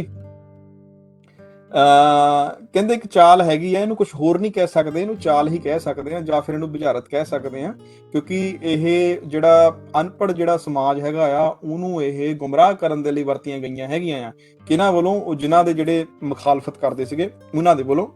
ਕਿ ਕਹਿੰਦੇ ਵੀ ਉਹ ਇਹ ਕਹਿ ਰਹੇ ਹੈਗੇ ਆ ਕਿ ਜੇ ਮੁਸਲਮਾਨ ਜਿਹੜੇ ਹੈਗੇ ਆ ਉਹ ਸੈਲਫ ਡਿਟਰਮੀਨੇਸ਼ਨ ਦੇ ਆਧਾਰ ਦੇ ਉੱਤੇ, ਹੱਕ ਦੇ ਉੱਤੇ ਉਹ ਆਪਣੇ ਆਪ ਨੂੰ ਅਲੱਗ ਕਰਨਾ ਚਾਹੁੰਦੇ ਆ, ਇਹ ਫਿਰ ਜਿਹੜੀਆਂ ਭਾਰਤ ਦੇ ਵਿੱਚ ਹੋਰ ਮਾਈਨੋਰਿਟੀਜ਼ ਰਹਿੰਦੀਆਂ ਆ, ਜਿੱਦਾਂ ਸਿੱਖ ਰਹਿੰਦੇ ਸੀ ਜਾਂ ਕ੍ਰਿਸਚਨ ਰਹਿੰਦੇ ਸੀ, ਵੀ ਉਹ ਕਿਉਂ ਨਹੀਂ ਇਸ ਸੈਲਫ ਡਿਟਰਮੀਨੇਸ਼ਨ ਜਾਂ ਸਵੈ ਨਿਰਣੇ ਦੇ ਜਿਹੜਾ ਕਨਸੈਪਟ ਆ ਉਹਦੇ ਅੰਡਰ ਆਪਣਾ ਜਿਹੜਾ ਅਧਿਕਾਰ ਜਿਹੜਾ ਆ ਉਹ ਜ਼ਾਹਰ ਕਰ ਸਕਦੇ। ਤੇ ਫਿਰ ਜਿਨ੍ਹਾਂ ਇਹਨੂੰ ਜਵਾਬ ਦੇ ਰਿਹਾ ਹੈਗਾ ਆ ਵੀ ਮਤਲਬ ਜਿਹੜੀਆਂ ਇਹ ਕਮਿਊਨਿਟੀਜ਼ ਹੈਗੀਆਂ ਆ ਇਹ ਸਬ ਨੇਸ਼ਨ ਗਰੁੱਪ ਹੈਗੇ ਆ। ਸਬ ਨੇਸ਼ਨ ਗਰੁੱਪ ਦਾ ਮਤਲਬ ਹੈਗਾ ਆ ਕਿ ਇੱਕ ਛੋਟਾ ਨੇਸ਼ਨ ਹੈ, ਇੱਕ ਵੱਡਾ ਨੇਸ਼ਨ ਹੈਗਾ ਆ, ਤੇ ਜਿਹੜੇ ਮੁਸਲਮਾਨ ਆ ਉਹ ਸਬ ਨੇਸ਼ਨ ਨਹੀਂ ਹੈਗਾ, ਜਿਹੜਾ ਮੁਸਲਮਾਨ ਆ ਉਹ ਇੱਕ ਨੇਸ਼ਨ ਗਰੁੱਪ ਹੈਗਾ ਆ। ਸੋ ਜਿਨ੍ਹਾਂ ਇਹਦੇ ਵਿੱਚ ਇਹ ਜਵਾਬ ਦੇ ਰਿਹਾ ਹੈਗਾ ਆ, ਪਰ ਉਹ ਇਹਦੇ ਵਿੱਚ ਕਹਿ ਰਿਹਾ ਹੈਗਾ ਆ ਕਿ ਮਤਲਬ ਕਿ ਇਹਦੇ ਵਿੱਚ ਆਪਣਾ ਜਿਹੜਾ ਜਸਟੀਫਿਕੇਸ਼ਨ ਦੇ ਰਿਹਾ ਹੈਗਾ ਆ ਕਿ ਜਿਹੜੇ ਮੁਸਲਮਾਨ ਹੈਗੇ ਆ ਉਹ ਆਪਣੇ ਆਪ ਨੂੰ ਉਹ ਇੱਕ ਨੇਸ਼ਨ ਗਰੁੱਪ ਮੰਨਦੇ ਹੈਗੇ ਆ, ਸਬ ਨੇਸ਼ਨ ਗਰੁੱਪ ਨਹੀਂ ਮੰਨਦੇ ਹੈਗੇ। ਫਿਰ ਬਾਬਾ ਸਾਹਿਬ ਅੱਗੇ ਦੱਸਦੇ ਹੈਗੇ ਆ ਕਿ ਜਿਨ੍ਹਾਂ ਜਿਹੜਾ ਹੈਗਾ ਆ ਉਹ ਆਪਣੇ ਵਿਰੋਧੀਆਂ ਨੂੰ ਇਹ ਜਵਾਬ ਤਾਂ ਦੇ ਰਿਹਾ ਹੈਗਾ ਆ ਵੀ ਬਾਕੀ ਕਮਿਊਨਿਟੀਆਂ ਨੂੰ ਆਜ਼ਾਦੀ ਦਾ ਅਧਿਕਾਰ ਕਿਉਂ ਨਹੀਂ ਹੈਗਾ, ਜਾਂ ਸੈਲਫ ਡਿਟਰਮੀਨੇਸ਼ਨ ਦੇ ਤਹਿਤ ਆਪਣੇ ਆਪ ਨੂੰ ਭਾਰਤ ਨਾਲੋਂ ਵੱਖ ਕਰਨ ਦਾ ਅਧਿਕਾਰ ਕਿਉਂ ਨਹੀਂ ਹੈਗਾ। ਬਾਬਾ ਸਾਹਿਬ ਕਹਿੰਦੇ ਉਹਦੇ ਕ੍ਰਿਟੀਕ ਬੇਸਿਕਲੀ ਇਹ ਗੱਲ ਜਿਹੜੀ ਆ ਉਹ ਬੰਗਾਲ ਤੇ ਪੰਜਾਬ ਨੂੰ ਕਹਿ ਰਹੇ ਆ, ਕਿ ਨਾ ਕਿ ਪੂਰੇ ਭਾਰਤ ਨੂੰ ਕਹਿ ਰਹੇ ਆ। ਉਹ ਯੂਨਾਈਟਿਡ ਪ੍ਰੋਵਿੰਸ ਦੀ ਐਗਜ਼ਾਮਪਲ ਦਿੰਦਾ ਉਹ ਵੀ ਯੂਨਾਈਟਿਡ ਪ੍ਰੋਵਿੰਸ ਦੇ ਵਿੱਚ 14% ਮੁਸਲਮਾਨ ਰਹਿੰਦੇ ਆ, ਉਹ ਵਿਖਰੇ ਹੋਏ ਆ, ਉਹ ਖਿਲਰੇ ਹੋਏ ਆ, ਇਸ ਕਰਕੇ ਉਹ ਅਲੱਗ ਨਹੀਂ ਹੋ ਸਕਦੇ, ਉਹ ਇਹ ਕਹਿ ਰਿਹਾ ਹੈਗਾ ਉਹਦੇ ਵਿੱਚ ਬੇਸਿਕਲੀ। ਪਰ ਬਾਬਾ ਸਾਹਿਬ ਇਹ ਕਹਿੰਦੇ ਹੈਗੇ ਆ ਕਿ ਕਿਤੇ ਨਾ ਕਿਤੇ ਉਹ ਜਿਹੜੀ ਸਹਿਮਤੀ ਆ ਪੰਜਾਬ ਨੂੰ ਪੰਜਾਬ ਦੀ ਵੰਡ ਦੀ ਉਹ ਕਰ ਰਹੇ ਹੈਗੇ ਆ। ਪਰ ਜੇ ਨਹੀਂ ਕਰ ਰਿਹਾ, ਜੇ ਨਹੀਂ ਕਰਦਾ, ਬਾਬਾ ਸਾਹਿਬ ਕਹਿੰਦੇ ਵੀ ਕਿ ਜੇ ਨਹੀਂ ਕਰਦਾ ਤੇ ਜਿਹੜਾ ਸਿਆਸਤ ਦੀ ਦੁਨੀਆ ਦੇ ਵਿੱਚ ਇੰਨਾ ਕੱਚਾ ਜਿਹੜਾ ਪ੍ਰਸਤਾਵ ਜਿਹੜਾ ਜਿਹਨਾਂ ਰੱਖੂਗਾ, ਜੇ ਉਹ ਨਹੀਂ ਇਹਦੀ ਮੰਗ ਕਰਦਾ, ਤੇ ਇਸ ਤੋਂ ਕੱਚਾ ਪ੍ਰਸਤਾਵ ਕਿਸੇ ਵੀ ਸਿਆਸਤਦਾਨ ਨੇ ਕਹਿੰਦੇ ਰੱਖਿਆ ਨਹੀਂ ਹੋਣਾ ਹੈਗਾ। ਤੇ ਕਹਿੰਦੇ ਜਿਹੜੇ ਸਬ ਨੇਸ਼ਨ ਦਾ ਕਨਸੈਪਟ ਹੈਗਾ ਨਾ, ਜਿਹੜੀ ਉੱਪਰ ਗੱਲ ਕਰਦੇ ਆ ਵੀ ਜਿਹੜੀਆਂ ਹੋਰ ਕਮਿਊਨਿਟੀਜ਼ ਹੈਗੀਆਂ, ਜਿੱਦਾਂ ਸਿੱਖ ਹੋ ਗਏ ਜਾਂ ਕ੍ਰਿਸਚਨ ਹੋ ਗਏ ਜਾਂ ਐਂਗਲੋ ਇੰਡੀਅਨਸ ਹੋ ਗਏ, ਇਹ ਸਬ ਨੇਸ਼ਨ ਹੈਗੇ ਆ। ਕਹਿੰਦੇ ਇੱਕ ਵਿਚਾਰ, ਇੱਕ ਅਣਸੁਣਿਆ ਜਿਹਾ ਵਿਚਾਰ ਆ, ਤੇ ਇਹ ਨਾ ਹੀ ਚਤਰ ਹੈਗਾ ਪਰ ਇਹ ਮੂਰਖ ਜਿਹਾ ਵਿਚਾਰ ਹੈਗਾ ਆ। ਬਾਬਾ ਸਾਹਿਬ ਇਹਦੇ ਵਿੱਚ ਦੱਸਦੇ ਹੈਗੇ ਆ ਕਿ ਜਿਹੜਾ ਇਹ ਜਿਹੜੀ ਆੜ ਦੇ ਵਿੱਚ ਆਪਣੇ ਆਪ ਨੂੰ ਭਾਰਤ ਦੇ ਨਾਲੋਂ ਅਲੱਗ ਕਰਨਾ ਮੰਗਦਾ ਆ, ਆਪਣੇ ਆਪ ਨੂੰ ਉਹ ਨੈਸ਼ਨਲ ਗਰੁੱਪ ਕਹਿ ਰਿਹਾ ਆ, ਤੇ ਜਿਹੜੀਆਂ ਹੋਰ ਕਮਿਊਨਿਟੀਜ਼ ਹੈਗੀਆਂ, ਮਾਈਨੋਰਿਟੀਜ਼ ਹੈਗੀਆਂ, ਉਹਨਾਂ ਨੂੰ ਉਹ ਸਬ ਨੇਸ਼ਨ ਕਹਿ ਕੇ ਭਾਰਤ ਦੇ ਨਾਲ ਹੀ ਜੁੜਿਆ ਰਹਿਣਾ ਚਾਹੁੰਦਾ, ਵੀ ਭਾਰਤ ਦੇ ਨਾਲ ਹੀ ਇਹ ਜੁੜ ਕੇ ਰਹਿਣ। ਅੱਗੇ ਦੱਸਦਾ ਹੈਗਾ ਕਿ ਹੁਣ ਕਹਿੰਦੇ ਵੀ ਇਹ ਜਿਹੜਾ ਸਬ ਨੇਸ਼ਨ ਹੈਗਾ, ਹੁਣ ਬਾਬਾ ਸਾਹਿਬ ਦੱਸਦੇ ਹੈਗੇ ਆ ਕਿ ਇਹ ਸਬ ਨੇਸ਼ਨ ਜਿਹੜਾ ਜਿਨ੍ਹਾਂ ਆਪਣੀ ਸਪੀਚ ਦੇ ਵਿੱਚ ਬੋਲ ਰਿਹਾ ਹੈਗਾ ਕਿ ਬਾਕੀ ਕਮਿਊਨਿਟੀਜ਼ ਜਿਹੜੀਆਂ ਉਹ ਸਬ ਨੇਸ਼ਨ ਹੈਗੀਆਂ, ਵੀ ਉਪ ਰਾਸ਼ਟਰ ਜਾਂ ਸਬ ਨੇਸ਼ਨ ਦਾ ਮਤਲਬ ਕੀ? ਬਾਬਾ ਸਾਹਿਬ ਕਹਿੰਦੇ ਜੇ ਮੈਂ ਇਹਨੂੰ ਸਮਝਦਾ ਹੈਗਾ ਆ, ਇਹਦਾ ਮਤਲਬ ਇਹ ਬਣਦਾ ਹੈਗਾ ਆ ਕਿ ਸਬ ਨੇਸ਼ਨ ਜਿਹੜਾ ਹੈਗਾ ਆ, ਜਾਂ ਜਿਹੜੀਆਂ ਸਬ ਨੇਸ਼ਨ ਜਿਨ੍ਹਾਂ ਨੂੰ ਕਹਿੰਦੇ ਕਮਿਊਨਿਟੀਜ਼ ਹੈਗੀਆਂ ਆ, ਜਿੱਦਾਂ ਕ੍ਰਿਸਚਨ ਹੈਗੇ ਆ, ਸਿੱਖ ਹੈਗੇ ਆ, ਐਂਗਲੋ ਇੰਡੀਅਨਸ ਹੈਗੇ ਆ, ਉਹ ਆਪਣੇ ਆਪ ਨੂੰ ਦੇਸ਼ ਨਾਲੋਂ ਜਾਂ ਰਾਸ਼ਟਰ ਨਾਲੋਂ ਅਲੱਗ ਨਹੀਂ ਕਰ ਸਕਦੇ, ਭਾਵੇਂ ਕਿ ਉੱਥੇ ਪਰਿਸਥਿਤੀਆਂ ਪੈਦਾ ਹੋਣ ਅਲੱਗ ਹੋਣ ਦੀਆਂ, ਉਹ ਆਪਣੇ ਆਪ ਨੂੰ ਅਲੱਗ ਨਹੀਂ ਕਰ ਸਕਦੇ। ਜਿਨ੍ਹਾਂ ਦੇ ਅਕੋਰਡਿੰਗਲੀ ਕਹਿੰਦੇ ਇਹ ਆ ਵੀ ਜਿਹੜਾ ਇਹ ਨੇਸ਼ਨ ਤੇ ਸਬ ਨੇਸ਼ਨ ਜਿਹੜਾ ਉਹ ਇਸ ਤਰ੍ਹਾਂ ਇਕੱਠੇ ਹੈਗੇ ਆ ਜਿਵੇਂ ਕਿ ਇੱਕ ਬੰਦਾ ਹੁੰਦਾ, ਇੱਕ ਇਨਸਾਨ ਆ ਤੇ ਉਹਦਾ ਸਮਾਨ ਹੈਗਾ ਆ। ਜਿਵੇਂ ਕਿ ਇੱਕ ਪ੍ਰਾਪਰਟੀ ਦਾ ਮਾਲਕ ਆ ਤੇ ਉਹਦਾ ਇੱਕ ਪ੍ਰਾਪਰਟੀ ਆ ਤੇ ਉਸ ਪ੍ਰਾਪਰਟੀ ਦਾ ਇੱਕ ਉੱਤਰਾਧਿਕਾਰੀ ਹੈਗਾ ਆ। ਉਸੇ ਤਰੀਕੇ ਦੇ ਨਾਲ ਜਿੱਥੇ ਵੀ ਕਹਿੰਦੇ ਵੀ ਰਾਸ਼ਟਰ ਨੇ ਜਾਣਾ ਆ, ਜਿਹੜਾ ਸਬ ਨੇਸ਼ਨ ਹੈਗਾ ਆ, ਉਪ ਰਾਸ਼ਟਰ ਹੈਗਾ, ਉਹਨੇ ਨਾਲ ਦੀ ਨਾਲ ਜਾਣਾ ਹੈਗਾ ਆ। ਇਦਾਂ ਦੀ ਕਹਿੰਦੇ ਜਿਹੜੀ ਆ ਆਪਣੇ ਆਰਗੂਮੈਂਟ ਦੇ ਵਿੱਚ,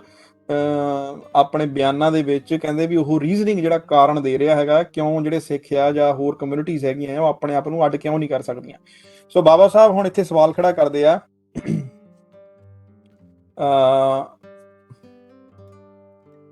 ਕਹਿੰਦੇ ਜਿਹੜਾ ਇਹ ਆਰਗੂਮੈਂਟ ਹੈਗਾ ਆ ਵੀ ਇਹ ਮਤਲਬ ਕਿ ਜਿਹੜਾ ਆ ਨਿਫਲ ਹੈਗਾ ਆ, ਇਹ ਬੇਕਾਰ ਹੈਗਾ ਆ, ਵੀ ਇੱਕ ਇੰਨਾ ਸਿਆਣੇ ਬੰਦੇ ਵੱਲੋਂ ਜਿਹੜੀਆਂ ਇਹ ਗੱਲਾਂ ਕੀਤੀਆਂ ਜਾ ਰਹੀਆਂ ਆ, ਇਹ ਬੇਤੁਕੀਆਂ ਗੱਲਾਂ ਹੈਗੀਆਂ ਆ, ਜਿਨ੍ਹਾਂ ਨੂੰ ਇਸ ਤਰੀਕੇ ਦੀਆਂ ਗੱਲਾਂ ਨਹੀਂ ਕਰਨੀਆਂ ਚਾਹੀਦੀਆਂ। ਕਹਿੰਦੇ ਜੇ ਘੱਟ ਗਿਣਤੀ ਵਾਲੇ ਜੇ ਉਹ ਸਬ ਨੇਸ਼ਨ ਕਹਿਲਾਉਂਦੇ ਆ, ਤੇ ਜੇ ਵੱਡੀ ਗਿਣਤੀ ਵਾਲੇ ਜਿਹੜੇ ਨੇਸ਼ਨ ਆਪਣੇ ਰਾਸ਼ਟਰ ਹੈਗੇ ਆ ਉਹ ਨੇਸ਼ਨ ਕਹਿਲਾਉਂਦੇ ਆ, ਤੇ ਜੇ ਉਹਨਾਂ ਨੂੰ ਜਿਹੜਾ ਸਬ ਨੇਸ਼ਨ ਹੈਗਾ ਆ, ਜਿਹੜਾ ਉਪ ਰਾਸ਼ਟਰ ਹੈਗਾ ਆ, ਉਹਨਾਂ ਨੂੰ ਵੱਡੇ ਰਾਸ਼ਟਰ ਦੇ ਨਾਲੋਂ ਅਲੱਗ ਹੋਣ ਦਾ ਕੋਈ ਅਧਿਕਾਰ ਨਹੀਂ ਹੈਗਾ। ਤੇ ਫਿਰ ਇਹ ਸੋਚ ਕੇ ਦੇਖੋ ਕਿ ਹਿੰਦੂ ਜਿਹੜੇ ਆ ਉਹ ਵੱਡਾ ਨੇਸ਼ਨ ਆ ਤੇ ਮੁਸਲਮਾਨ ਜਿਹੜਾ ਸਬ ਨੇਸ਼ਨ ਆ, ਤਾਂ ਫਿਰ ਜਿਨ੍ਹਾਂ ਕਿੱਦਾਂ ਫਿਰ ਆਪਣਾ ਜਿਹੜਾ ਸੈਲਫ ਡਿਟਰਮੀਨੇਸ਼ਨ, ਜਿਹੜਾ ਸਵੈ ਨਿਰਣੇ ਦਾ ਜਿਹੜਾ ਉਹ ਕਨਸੈਪਟ ਹੈਗਾ ਆ, ਉਹ ਸਿਧਾਂਤ ਹੈਗਾ ਆ, ਉਹ ਕਿੱਦਾਂ ਆਪਣੇ ਆਪ ਨੂੰ ਕਿੱਦਾਂ ਜਸਟੀਫਾਈ ਕਰ ਸਕਦਾ ਜੇ ਆਪਾਂ ਹਿੰਦੂਆਂ ਨੂੰ ਵੱਡਾ ਨੇਸ਼ਨ ਮੰਨੀਏ, ਜਾਂ ਹਿੰਦੂਆਂ ਨੂੰ ਇੱਕ ਨੇਸ਼ਨ ਕਹੀਏ, ਜਾਂ ਮੁਸਲਮਾਨਾਂ ਨੂੰ ਸਬ ਨੇਸ਼ਨ ਕਹੀਏ। ਤੇ ਬਾਬਾ ਸਾਹਿਬ ਕਹਿੰਦੇ ਇਸ ਇਰਾਦੇ ਦੇ ਉੱਤੇ ਜਿਹੜਾ ਮੁਸਲਮਾਨ ਵੱਲੋਂ, ਜਿਹੜਾ ਇਹ ਮੁਸਲਮਾਨ ਲੀਗ ਦੇ ਵੱਲੋਂ ਇਹ ਜਿਹੜਾ ਪਾਕਿਸਤਾਨ ਬਣਨ ਦਾ ਸ਼ੁਭ ਭਾਵ ਜਿਹੜਾ ਦੱਸਿਆ ਜਾ ਰਿਹਾ ਆ, ਇਹ ਇੱਕ ਸ਼ੱਕ ਦੇ ਆਧਾਰ ਤੇ ਵੀ ਇਹ ਲਿਆ ਜਾ ਰਿਹਾ ਹੈਗਾ ਆ। ਕਹਿੰਦੇ ਇਹਦੇ ਪਿੱਛੇ ਸੋਚਿਆ ਜਾ ਰਿਹਾ ਹੈਗਾ ਕਿ ਮੁਸਲਮਾਨਾਂ ਦੇ ਇਹਦੇ ਪਿੱਛੇ ਦੋ ਮੰਤਵ ਹੈਗੇ ਆ। ਇੱਕ ਤਾਂ ਇਮੀਡੀਏਟ ਤੁਰੰਤ ਉਹਦਾ ਮੰਤਵ ਦਾ ਸਾਨੂੰ ਸਿੱਟਾ ਦੇਖਣ ਨੂੰ ਮਿਲਣਾ, ਇੱਕ ਹੈਗਾ ਆਖਰੀ ਮੰਤਵ ਉਹਨਾਂ ਦਾ ਕੀ ਹੈਗਾ ਆ। ਜਿਹੜਾ ਮੁਸਲਮਾਨਾਂ ਦਾ ਬਾਬਾ ਸਾਹਿਬ ਕਹਿੰਦੇ ਜਿਹੜੇ ਲੋਕ ਹਿੰਦੂ ਗੱਲ ਕਰ ਰਹੇ ਆ, ਉਹਦੇ ਵਿਰੋਧੀ ਜਿਹੜੇ ਗੱਲ ਕਰ ਰਹੇ ਹੈਗੇ ਆ, ਉਹ ਕੀ ਕਹਿ ਰਹੇ ਹੈਗੇ ਆ ਵੀ ਜਿਹੜਾ ਇੱਕ ਤੁਰੰਤ ਮੰਤਵ ਜਿਹੜਾ ਹੈਗਾ ਆ ਉਹਨਾਂ ਦਾ ਇਮੀਡੀਏਟ ਮੋਟਿਵ ਹੈਗਾ ਆ, ਉਹ ਕੀ ਹੈਗਾ ਆ, ਉਹ ਇਹ ਚਾਹੁੰਦੇ ਹੈਗੇ ਆ ਕਿ ਜਿੰਨੀਆਂ ਵੀ ਨਾਲ ਲੱਗਦੀਆਂ ਗੁਆਂਢੀ ਮੁਸਲਿਮ ਕੰਟਰੀਆਂ ਹੈਗੀਆਂ ਆ, ਉਹਨਾਂ ਨੂੰ ਨਾਲ ਮਿਲਾ ਕੇ ਇੱਕ ਮੁਸਲਮੀ ਸੰਘੀ ਢਾਂਚਾ ਬਣਾਇਆ ਜਾਵੇ ਜਾਂ ਮੁਸਲਿਮ ਫੈਡਰੇਸ਼ਨ ਬਣਾਈ ਜਾਵੇ। ਤੇ ਜਿਹੜਾ ਆਖਰੀ ਉਹਨਾਂ ਦਾ ਮੰਤਵ ਹੈਗਾ ਆ, ਉਹ ਕੀ ਹੈਗਾ ਆ, ਆਖਰੀ ਮੰਤਵ ਉਹਨਾਂ ਦਾ ਇਹ ਹੈਗਾ ਆ ਵੀ ਇਹਨਾਂ ਮੁਸਲਮਾਨੀ ਮੁਲਕਾਂ ਨੂੰ ਇਕੱਠੇ ਕਰਕੇ ਭਾਰਤ ਦੇ ਉੱਤੇ ਹਿੰਦੁਸਤਾਨ ਦੇ ਉੱਤੇ ਹਮਲਾ ਕੀਤਾ ਜਾਵੇ, ਤੇ ਜਾਂ ਫਿਰ ਉਹਨਾਂ ਨੂੰ ਮਤਲਬ ਕਿ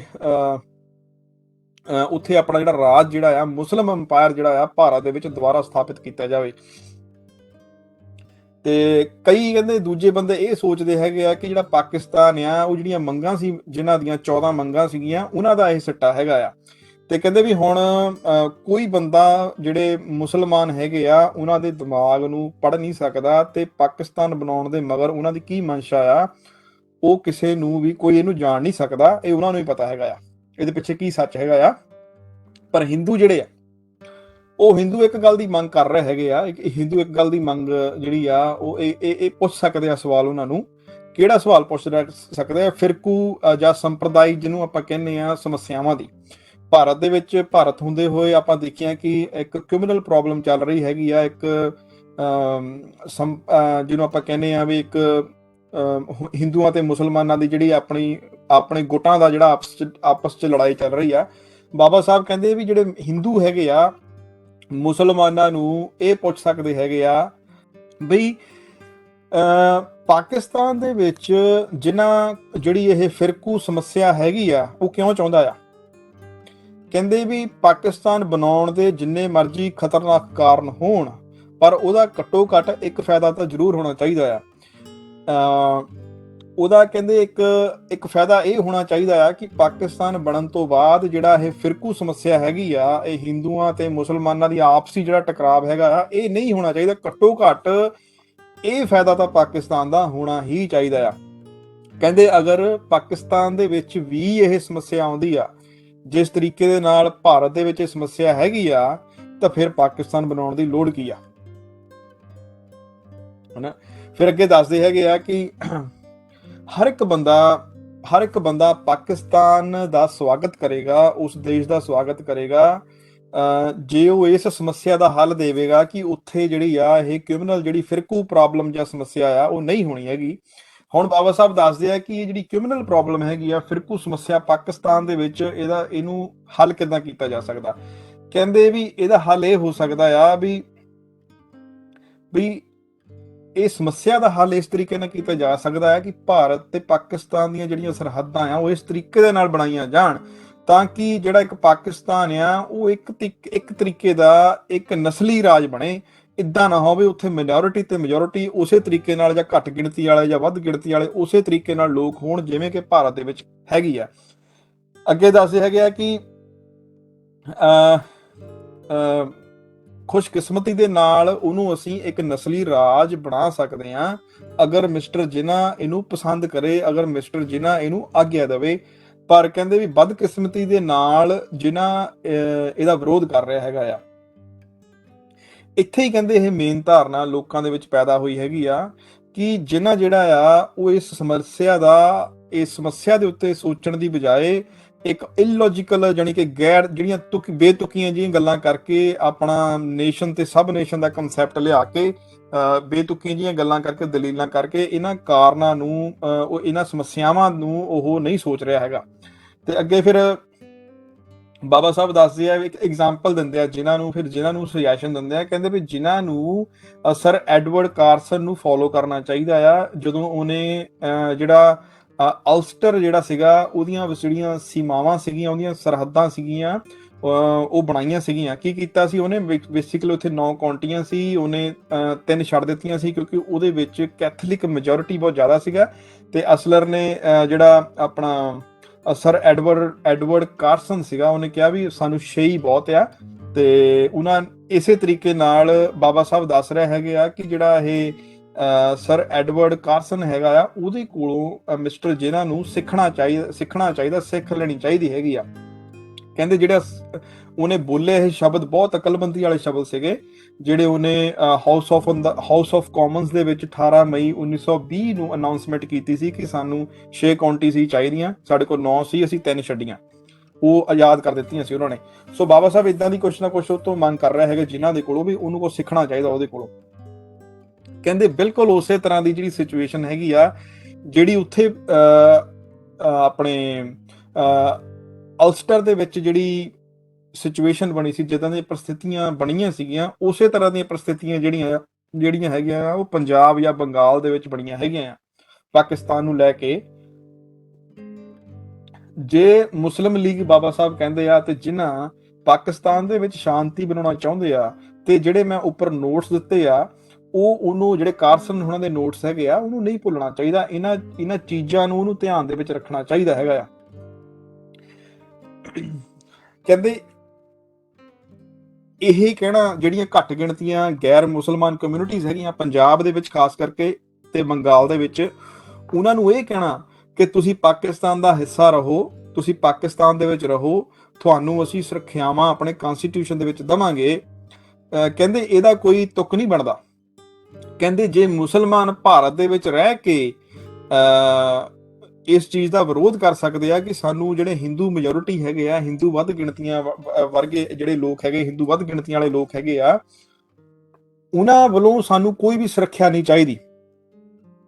ਤਾਂ ਫਿਰ ਜਿਹੜੇ ਹਿੰਦੂ ਮਾਈਨੋਰਿਟੀ ਹੈਗੀਆਂ ਜਿਹੜੀਆਂ ਪੰਜਾਬ ਦੇ ਵਿੱਚ ਰਹਿੰਦੀਆਂ ਹੈਗੀਆਂ ਆ, ਤੇ ਉਹ ਇਸ ਗੱਲ ਨਾਲ ਐਗਰੀ ਕਿਉਂ ਹੁਣ ਵੀ ਸਾਨੂੰ ਮੁਸਲਮਾਨਾਂ ਦੇ ਕੋਲ ਜਿਹੜੇ ਆ ਇਹ ਸੇਫਗਾਰਡ ਜਾਂ ਸੁਰੱਖਿਆਵਾਂ ਕਨਸਟੀਟਿਊਸ਼ਨ ਦੇ ਵਿੱਚ ਚਾਹੀਦੀਆਂ ਆ। ਕਹਿੰਦੇ ਜੇ ਮੁਸਲਮਾਨ ਇਹ ਗੱਲ ਕਹਿ ਸਕਦੇ ਆ ਕਿ ਆਪਣੇ ਸੇਫਗਾਰਡ ਆਪਣੇ ਕੋਲੋਂ ਸਾਂਭ ਕੇ ਰੱਖੋ, ਅਸੀਂ ਆਪਣੇ ਆਪ ਦੇ ਉੱਤੇ ਤੁਹਾਡੇ ਵੱਲੋਂ ਆਪਣੇ ਆਪ ਦੇ ਉੱਤੇ ਰੂਲ ਨਹੀਂ ਹੋਣ ਦੇਵਾਂਗੇ ਜਾਂ ਆਪਣੇ ਆਪ ਦੇ ਉੱਤੇ ਸ਼ਾਸਕ ਨਹੀਂ ਕਰਨ ਦੇਵਾਂਗੇ। ਜਿਹੜੇ ਆਰਗੂਮੈਂਟ ਮਿਸਟਰ ਕਾਰਸਨ ਨੇ ਕਹਿੰਦੇ ਰੈਡਮੋਂਡ ਦੇ ਖਿਲਾਫ ਵਰਤੇ ਸੀਗੇ,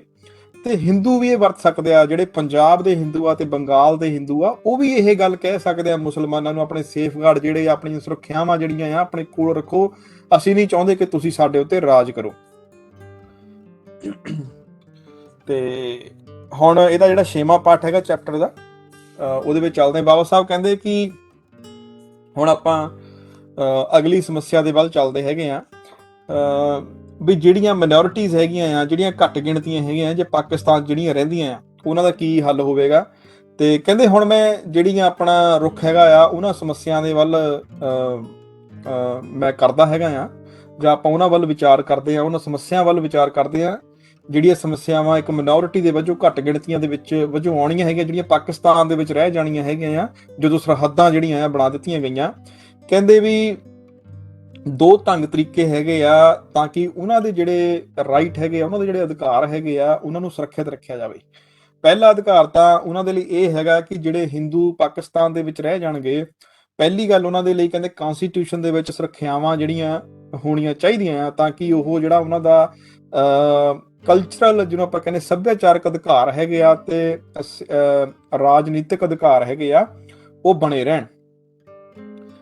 ਕਹਿੰਦੇ ਇਹਦੇ ਬਾਰੇ ਮੈਨੂੰ ਦੱਸਣ ਦੀ ਲੋੜ ਨਹੀਂ ਕਿਉਂਕਿ ਸਾਰੇ ਇੰਡੀਅਨ ਜਿਹੜੇ ਆ ਉਹ ਇਸ ਚੀਜ਼ ਨੂੰ ਜਾਣਦੇ ਹੈਗੇ ਆ ਬਈ ਇਹ ਕੀ ਆ, ਪੋਲੀਟੀਕਲ ਤੇ ਕਲਚਰਲ ਰਾਈਟ ਕੀ ਹੁੰਦੇ ਆ ਤੇ ਇਹਦੇ ਜਿਹੜੀਆਂ ਸੁਰੱਖਿਆਵਾਂ ਜਾਂ ਸੇਫਗਾਰਡ ਆ ਉਹ ਕੀ ਹੁੰਦੇ ਆ। ਦੂਸਰਾ ਕੀ ਹੈਗਾ ਬਾਬਾ ਸਾਹਿਬ ਕਹਿੰਦੇ ਆ ਕਿ ਦੂਸਰਾ ਇਹ ਹੈਗਾ ਕਿ ਪਾਕਿਸਤਾਨ ਜਾਂ ਹਿੰਦੁਸਤਾਨ ਜਿਹੜੀਆਂ ਇਹਨਾਂ ਦੀਆਂ ਸਰਕਾਰਾਂ ਉਹਨਾਂ ਨੂੰ ਇਹ ਮੰਨਣਾ ਚਾਹੀਦਾ ਵੀ ਟਰਾਂਸਫਰ ਨੂੰ ਐਗਰੀ ਕਰਨਾ ਚਾਹੀਦਾ, ਵੀ ਟਰਾਂਸਫਰ ਹੋਣੀ ਚਾਹੀਦੀ ਆ ਵੀ ਪਾਕਿਸਤਾਨ ਤੋਂ ਹਿੰਦੁਸਤਾਨ ਦੇ ਵਿੱਚ ਟਰਾਂਸਫਰ। ਇਹ ਸਹਿਮਤ ਹੋਣੇ ਚਾਹੀਦੇ ਆ। ਕਹਿੰਦੇ ਵੀ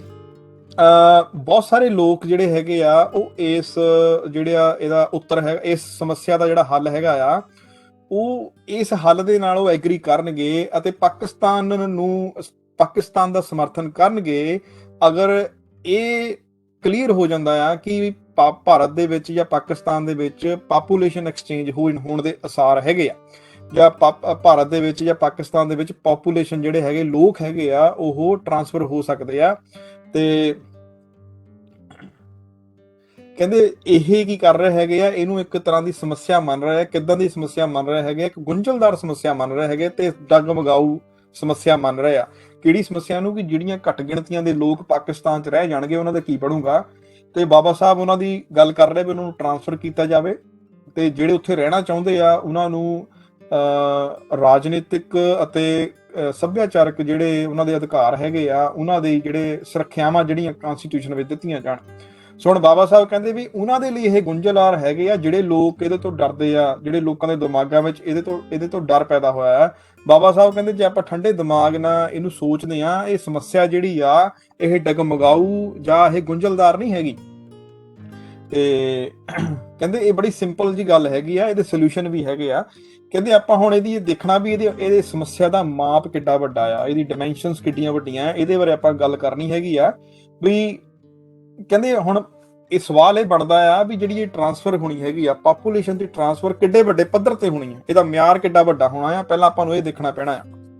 ਹੁਣ ਕਹਿੰਦੇ ਇਹਦੇ ਪਿੱਛੇ ਸਾਡੇ 3 ਵਿਚਾਰ ਆ ਵੀ ਜਿਹੜੀ ਪਾਪੂਲੇਸ਼ਨ ਟ੍ਰਾਂਸਫਰ ਹੋਣੀ ਆ ਇਹਦੇ ਉੱਤੇ 3 ਤਰ੍ਹਾਂ ਦੇ ਵਿਚਾਰ ਹੈਗੇ ਆ। ਕਹਿੰਦੇ ਜੇ ਪਹਿਲੇ ਨੰਬਰ ਦੇ ਉੱਤੇ ਜੇ ਤਾਂ ਬਾਉਂਡਰੀਜ਼ ਜਿਹੜੀਆਂ ਸੀਮਾਵਾਂ ਜਿਹੜੀਆਂ ਹੈਗੀਆਂ ਆ ਪੰਜਾਬ ਤੇ ਬੰਗਾਲ ਦੇ ਵਿੱਚ ਬਣਾਈਆਂ ਜਾਂਦੀਆਂ ਆ, ਤੇ ਕਹਿੰਦੇ ਇਹ ਤਾਂ ਫਿਰ ਇਦਾਂ ਆ ਵੀ ਇਹਦੇ ਵਿੱਚ ਪਾਪੂਲੇਸ਼ਨ ਟ੍ਰਾਂਸਫਰ ਦਾ ਤਾਂ ਕੋਈ ਸਵਾਲ ਹੀ ਪੈਦਾ ਨਹੀਂ ਹੁੰਦਾ, ਉੱਥੇ ਤਾਂ ਹੋਣੀਆਂ ਆ ਜਿੱਥੇ ਤੱਕ ਕਿ ਇਹ ਜਿਹੜੀਆਂ 2 ਪ੍ਰੋਵਿੰਸ ਹੈਗੀਆਂ ਜੇ ਇਹਨਾਂ ਦੇ ਵਿੱਚ ਬਾਉਂਡਰੀ ਬਣਾਈ ਜਾਂਦੀ ਆ, ਪੰਜਾਬ ਦੇ ਵਿੱਚ ਬਾਉਂਡਰੀ ਬਣਾਈ ਜਾਂਦੀ ਆ ਤੇ ਬੰਗਾਲ ਦੇ ਵਿੱਚ ਬਾਉਂਡਰੀ ਬਣਾਈ ਜਾਂਦੀ ਆ, ਇੱਥੇ ਪਾਪੂਲੇਸ਼ਨ ਟ੍ਰਾਂਸਫਰ ਹੋਣੀ ਆ। ਯਾਦ ਰੱਖੋ ਆਪਾਂ ਡਿਸਕਸ ਕਰ ਰਹੇ ਹੈਗੇ ਆ ਕਿ ਇਹਦਾ ਮਾਪ ਕਿੱਡਾ ਵੱਡਾ ਹੋਣਾ, ਜਿਹੜੀ ਪਾਪੂਲੇਸ਼ਨ ਟ੍ਰਾਂਸਫਰ ਹੋਣੀ ਆ ਇਹਦਾ ਕਿੱਡੇ ਵੱਡੇ ਪੱਧਰ ਤੇ ਇਹ ਟ੍ਰਾਂਸਫਰ ਹੋਣੀ ਹੈਗੀ ਆ, ਉਹਦੀ ਬਾਬਾ ਸਾਹਿਬ ਗੱਲ ਕਰ ਰਹੇ ਹੈਗੇ ਆ। ਕਹਿੰਦੇ ਦੂਜੇ ਨੰਬਰ ਦੇ ਉੱਤੇ ਆਪਾਂ ਇਹ ਦੇਖਦੇ ਆ, ਦੂਜਾ ਵਿਚਾਰ ਇਹ ਹੈਗਾ ਆ ਵੀ ਜਿਹੜੇ ਮੁਸਲਮਾਨ ਹਿੰਦੁਸਤਾਨ 'ਚ ਰਹਿੰਦੇ ਆ ਉਹ ਨਹੀਂ ਚਾਹੁੰਦੇ ਪਾਕਿਸਤਾਨ ਦੇ ਵਿੱਚ ਜਾਣਾ, ਤੇ ਨਾ ਹੀ ਜਿਹੜੀ ਲੀਗ ਆ ਉਹਨਾਂ ਦੀ ਟ੍ਰਾਂਸਫਰ ਚਾਹੁੰਦੀ ਆ। ਤੀਸਰੇ ਨੰਬਰ ਦੇ ਉੱਤੇ ਕਹਿੰਦੇ ਕਿ ਇਹ ਵਿਚਾਰ ਹੈਗਾ ਕਿ ਜਿਹੜੇ ਹਿੰਦੂ ਲੋਕ ਹੈਗੇ ਆ, ਜਿਹੜੇ ਨਾਰਥ ਵੈਸਟ ਫਰੰਟੀਅਰ ਪ੍ਰੋਵਿੰਸ ਵਿੱਚ ਰਹਿੰਦੇ ਆ, ਸਿੰਧ ਵਿੱਚ ਰਹਿੰਦੇ ਆ, ਬਲੋਚਿਸਤਾਨ ਦੇ ਵਿੱਚ ਰਹਿੰਦੇ ਆ, ਉਹ ਟ੍ਰਾਂਸਫਰ ਨਹੀਂ ਹੋਣਾ ਚਾਹੁੰਦੇ। ਤੇ ਕਹਿੰਦੇ ਤਾਂ ਫਿਰ ਸਮੱਸਿਆ ਹੀ ਬੜੀ ਹੱਲ ਹੋ ਗਈ ਵੀ ਉਹ ਵੀ ਆਉਣਾ ਨਹੀਂ ਚਾਹੁੰਦੇ, ਪਾਕਿਸਤਾਨ ਵੀ ਲੈਣਾ ਨਹੀਂ ਚਾਹੁੰਦੇ, ਤੇ ਨਾਰਥ ਵੈਸਟ ਪ੍ਰੋਵਿੰਸੀਅਨ ਚੋਂ ਹਿੰਦੂ ਨਹੀਂ ਆਉਣਾ ਚਾਹੁੰਦੇ। ਫਿਰ ਤਾਂ ਇਹ ਸਮੱਸਿਆ ਬੜੀ ਛੋਟੀ ਹੈਗੀ ਆ, ਸਿਰਫ ਪੰਜਾਬ ਤੇ ਬੰਗਾਲ ਦੀ ਸਮੱਸਿਆ ਰਹਿ ਜਾਂਦੀ ਟ੍ਰਾਂਸਫਰ ਦੀ। ਹੁਣ ਫਿਰ ਬਾਬਾ ਸਾਹਿਬ ਅੱਗੇ ਦੱਸਦੇ ਹੈਗੇ ਆ,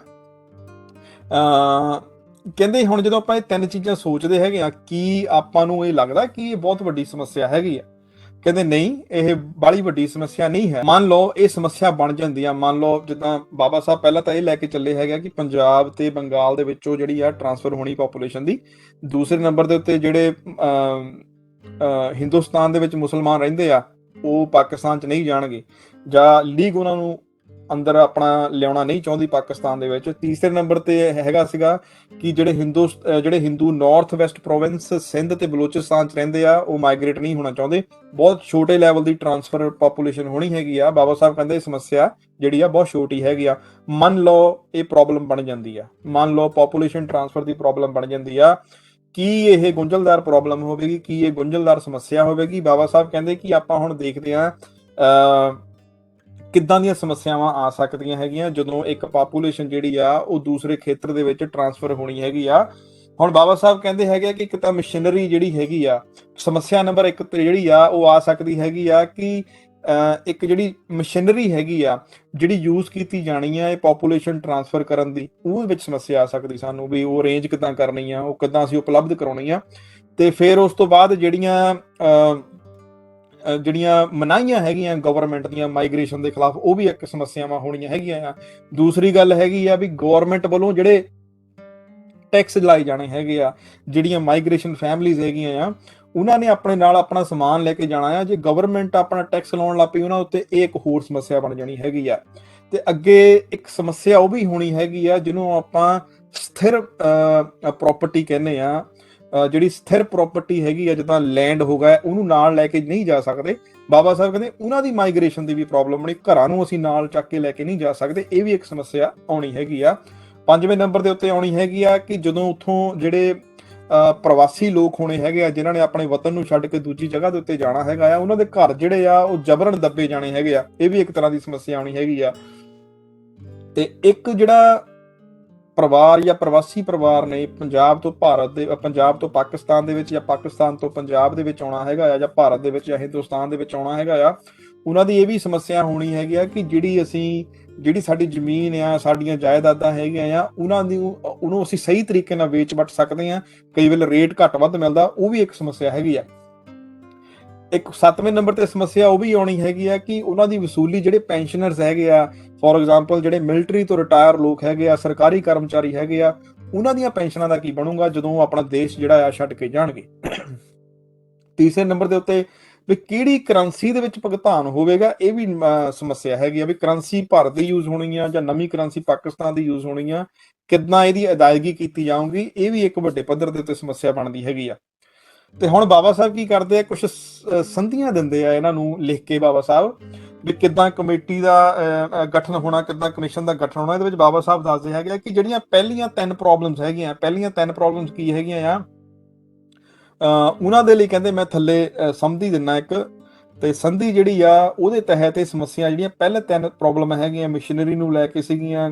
ਗਵਰਨਮੈਂਟ ਟੈਕਸ ਨੂੰ ਲੈ ਕੇ ਸੀਗਾ, ਤੇ ਗਵਰਨਮੈਂਟ ਵੱਲੋਂ ਕਈ ਚੀਜ਼ਾਂ ਤੇ ਮਨਾਹੀ ਸੀ ਵੀ ਇਹ ਮਾਈਗ੍ਰੇਸ਼ਨ ਨਹੀਂ ਹੋ ਸਕਦੀਆਂ, ਉਹਨੂੰ ਲੈ ਕੇ ਬਾਬਾ ਸਾਹਿਬ ਕੀ ਕਹਿ ਰਹੇ ਹੈਗੇ ਆ ਕਿ ਜਿਹੜੀਆਂ ਪਾਕਿਸਤਾਨ ਦੀ ਸਰਕਾਰ ਆ ਤੇ ਹਿੰਦੁਸਤਾਨ ਦੀ ਸਰਕਾਰ ਆ, ਇਹਦੇ ਵਿੱਚ ਪਹਿਲਾ ਪੁਆਇੰਟ ਜਿਹੜਾ ਇਹ ਸੰਧੀ ਦੇ ਤਹਿਤ ਬਾਬਾ ਸਾਹਿਬ ਲਿਖ ਰਹੇ ਹੈਗੇ ਆ ਵੀ ਦੋਨਾਂ ਗਵਰਨਮੈਂਟਾਂ ਨੂੰ ਇਸ ਚੀਜ਼ ਦੇ ਉੱਤੇ ਐਗਰੀ ਹੋਣਾ ਪੈਣਾ ਆ, ਇਹ ਸੰਧੀ ਇਹਨਾਂ ਦੇ ਵਿੱਚ ਹੋਣੀ ਚਾਹੀਦੀ ਆ, ਕਿੱਦਾਂ ਇਹ ਸਮੱਸਿਆਵਾਂ ਦਾ ਹੱਲ ਕਰਨ ਦੇ ਲਈ। ਵੀ ਗਵਰਨਮੈਂਟ ਜਿਹੜੀ ਪਾਕਿਸਤਾਨ ਤੇ ਹਿੰਦੁਸਤਾਨ ਦੀ ਹੈਗੀ ਆ, ਉਹ ਇਸ ਗੱਲ ਦੇ ਲਈ ਐਗਰੀ ਹੋਣੀ ਚਾਹੀਦੀ ਆ ਕਿ ਉਹਨਾਂ ਨੇ ਉਹ ਇੱਕ ਕਮਿਸ਼ਨ ਜਿਹੜਾ ਆ, ਉਹ ਇੱਕ ਕਮਿਸ਼ਨ ਦਾ ਗਠਨ ਕਰਨ, ਜਿਹਦੇ ਵਿੱਚ ਦੋਨਾਂ ਦੇ ਇਕੁਅਲ ਨੰਬਰ, ਬਰਾਬਰ ਗਿਣਤੀ ਦੇ ਜਿਹੜੇ ਆ ਨੁਮਾਇੰਦੇ ਹੋਣਗੇ, ਤੇ ਦੋਨਾਂ ਦੇ ਵੱਲੋਂ ਇਹ ਅਪਰੂਵਡ ਹੋਣਗੇ, ਤੇ ਉਹ ਦੋਨੇ ਹੀ ਦੇਸ਼ਾਂ ਦੇ ਉਹ ਨਾਗਰਿਕ ਨਹੀਂ ਹੋਣਗੇ, ਭਾਵ ਕਿ ਬਾਹਰੋਂ ਥਰਡ ਪਰਸਨ ਹੋਣਗੇ। ਤੀਸਰੇ ਨੰਬਰ ਦੇ ਉੱਤੇ ਕਹਿੰਦੇ ਵੀ ਜਿਹੜਾ ਇਹਦਾ ਖਰਚਾ ਹੈਗਾ ਕਮਿਸ਼ਨ ਦਾ, ਤੇ ਜਾਂ ਫਿਰ ਇਹਦੀਆਂ ਜਿਹੜਾ ਕਮਿਸ਼ਨ ਆ ਕੇ ਕਮੇਟੀਆਂ ਬਣਾਉਂਦਾ ਆ, ਇਹਨਾਂ ਕਮੇਟੀਆਂ ਦਾ ਜਿਹੜਾ ਖਰਚਾ ਆ ਇਹ ਦੋਨਾਂ ਸਰਕਾਰਾਂ ਦੇ ਉੱਪਰ ਬਰਾਬਰ ਦਾ ਵੰਡਿਆ ਜਾਵੇਗਾ। ਤੀਸਰੇ ਦੇ ਨੰਬਰ ਦੇ ਉੱਤੇ ਜਿਹੜਾ ਹੈਗਾ ਆ ਉਹ ਦੱਸ ਰਿਹਾ ਹੈਗਾ ਕਿ ਜਿਹੜੀ ਪਾਕਿਸਤਾਨ ਸਰਕਾਰ ਹੈਗੀ ਆ ਤੇ ਹਿੰਦੁਸਤਾਨ ਸਰਕਾਰ ਹੈਗੀ ਆ, ਉਹ ਆਪਣੇ ਸਾਰੇ ਸ਼ਹਿਰੀਆਂ ਨੂੰ, ਆਪਣੇ ਸਾਰੇ ਖੇਤਰਾਂ ਦੇ ਵਿੱਚ ਜਿਹੜੇ ਆਪਣੇ ਘੱਟ ਗਿਣਤੀਆਂ ਦੇ ਲੋਕ ਹੈਗੇ ਆ, ਉਹਨਾਂ ਨੂੰ ਇਹ ਅਧਿਕਾਰ ਦਿੰਦੀ ਆ ਕਿ ਉਹਨਾਂ ਦੀ ਪੂਰੀ ਇੱਛਾ ਹੈਗੀ ਆ, ਅਗਰ ਉਹ ਦੇਸ਼ ਨੂੰ ਛੱਡ ਕੇ ਜਾਣਾ ਚਾਹੁੰਦੇ ਆ, ਮਾਈਗ੍ਰੇਟ ਕਰਨਾ ਚਾਹੁੰਦੇ ਆ, ਉਹ ਮਾਈਗ੍ਰੇਟ ਕਰ ਸਕਣ। ਮਤਲਬ ਇਹ ਲੋਕਾਂ ਤੇ ਡਿਪੈਂਡੈਂਟ, ਲੋਕਾਂ ਕੋਲ ਅਧਿਕਾਰ ਹੋਣਾ ਚਾਹੀਦਾ, ਇਹ ਸਰਕਾਰ ਤੈਅ ਨਾ ਕਰੇ। ਤੇ ਬਾਬਾ ਸਾਹਿਬ ਅੱਗੇ ਦੱਸਦੇ ਹੈਗੇ ਚੌਥੇ ਨੰਬਰ ਤੇ ਇਹਦਾ ਹੈਗਾ ਆ ਵੀ ਗਵਰਨਮੈਂਟ ਜਿਹੜਾ ਹੈਗਾ ਆ, ਗਵਰਨਮੈਂਟ, ਇਹ ਦੋਨੇ ਗਵਰਨਮੈਂਟ ਜਿਹੜੀਆਂ ਪਾਕਿਸਤਾਨ ਦੀਆਂ ਤੇ ਹਿੰਦੁਸਤਾਨ ਦੀਆਂ, ਤੇ ਉਹ ਇਹਨਾਂ ਜਿਹੜੇ ਇਹ ਅਧਿਕਾਰ ਹੈਗੇ ਆ, ਜਿਹੜੇ ਅਧਿਕਾਰ ਦਿੱਤੇ ਗਏ ਆ ਫਰੀडम ਟੂ ਮਾਈਗ੍ਰੇਟ ਦਾ, ਇਹਦੇ ਵਿੱਚ ਕੋਈ ਵਿਘਨ ਨਾ ਪਾਵੇ। ਜੇ ਕੋਈ ਕਾਨੂੰਨ, ਜੇ ਕੋਈ ਧਾਰਾ ਇਹਨਾਂ ਦੀ ਆਜ਼ਾਦੀ ਦੇ ਵਿੱਚ ਵਿਘਨ ਪਾਉਂਦੀ ਆ, ਉਹਨਾਂ ਨੂੰ ਬੇਕਾਰ ਕੀਤਾ ਜਾਵੇ, ਉਹਨਾਂ ਨੂੰ ਵਿਅਰਥ ਕੀਤਾ ਜਾਵੇ, ਨਲ ਐਂਡ ਵੋਇਡ ਕੀਤਾ ਜਾਵੇ।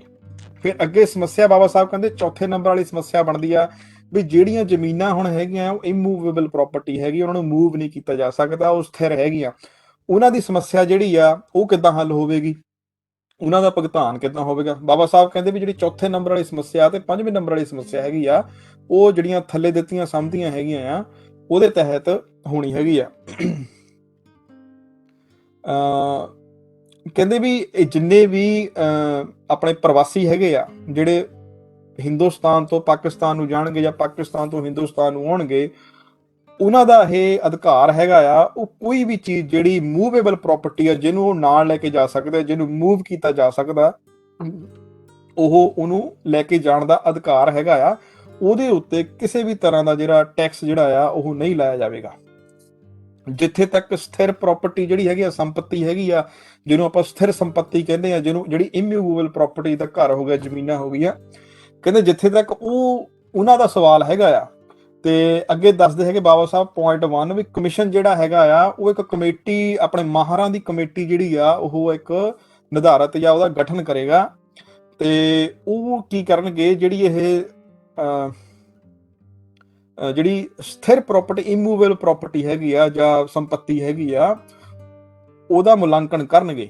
ਤੇ ਉਹਦਾ ਮੁਲਾਂਕਣ ਕਰਨਗੇ ਤੇ ਫਿਰ ਕਹਿੰਦੇ ਵੀ ਉਹਦਾ ਜ਼ਰੂਰੀ ਮਾਪਦੰਡ ਕਰਨਗੇ, ਉਹਦਾ ਜਿਹੜੇ ਪੈਸੇ ਦੇਣਗੇ ਉਹਨਾਂ ਨੂੰ। ਕਿੱਦਾਂ ਦੇਣਗੇ ਉਹ ਫਿਰ ਬਾਬਾ ਸਾਹਿਬ ਅੱਗੇ ਦੱਸ ਵੀ ਮਨੀ ਜਿਹੜੀ ਆ ਕਿੱਦਾਂ ਐਕਸਚੇਂਜ ਹੋਣੀ ਆ, ਪੈਸੇ ਕਿੱਦਾਂ ਐਕਸਚੇਂਜ ਹੋਣੇ ਆ, ਕਿਹਨੇ ਪੈਸੇ ਦੇਣੇ ਆ।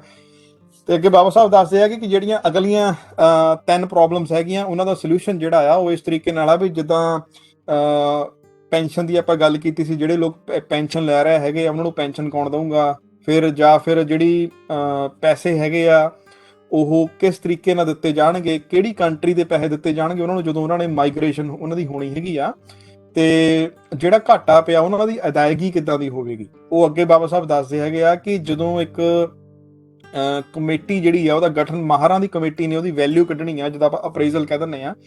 ਜੇ ਆ ਉਹਦੀ ਸੇਲ ਹੁੰਦੀ ਆ ਉਹਦੇ ਵਿੱਚ ਕੋਈ ਘਾਟਾ ਪੈਂਦਾ ਆ, ਉਹਦਾ ਜਿਹੜਾ ਦੇਣਦਾਰ ਹੈਗੀ ਆ ਉਹ ਗਵਰਨਮੈਂਟ ਹੋਣੀ ਆ। ਕਿਹੜੀ ਗਵਰਨਮੈਂਟ ਹੋਣੀ ਆ? ਜਿਹੜੀ ਕੰਟਰੀ ਤੋਂ ਪ੍ਰਵਾਸੀਆਂ ਨੇ ਘਰ ਛੱਡ ਕੇ ਜਾਣਾ ਹੈਗਾ ਆ, ਤੇ ਜਿਹੜੀ ਇਹਦੇ ਪੈਸੇ ਹੈਗੇ ਆ ਉਹ 1/4 ਹਿੱਸਾ ਜਿਹੜਾ ਆ ਉਸ ਕੰਟਰੀ ਦੇ ਪੈਸਿਆਂ ਦੇ ਵਜੋਂ, ਉਹਦੀ ਕਰੰਸੀ ਦੇ ਵਜੋਂ ਦਿੱਤਾ ਜਾਊਗਾ, ਤੇ ਉਹਦਾ ਜਿਹੜਾ 3/4 ਹਿੱਸਾ ਆ ਉਹ ਸੋਨੇ ਦੇ ਵਜੋਂ ਦਿੱਤਾ ਜਾਵੇ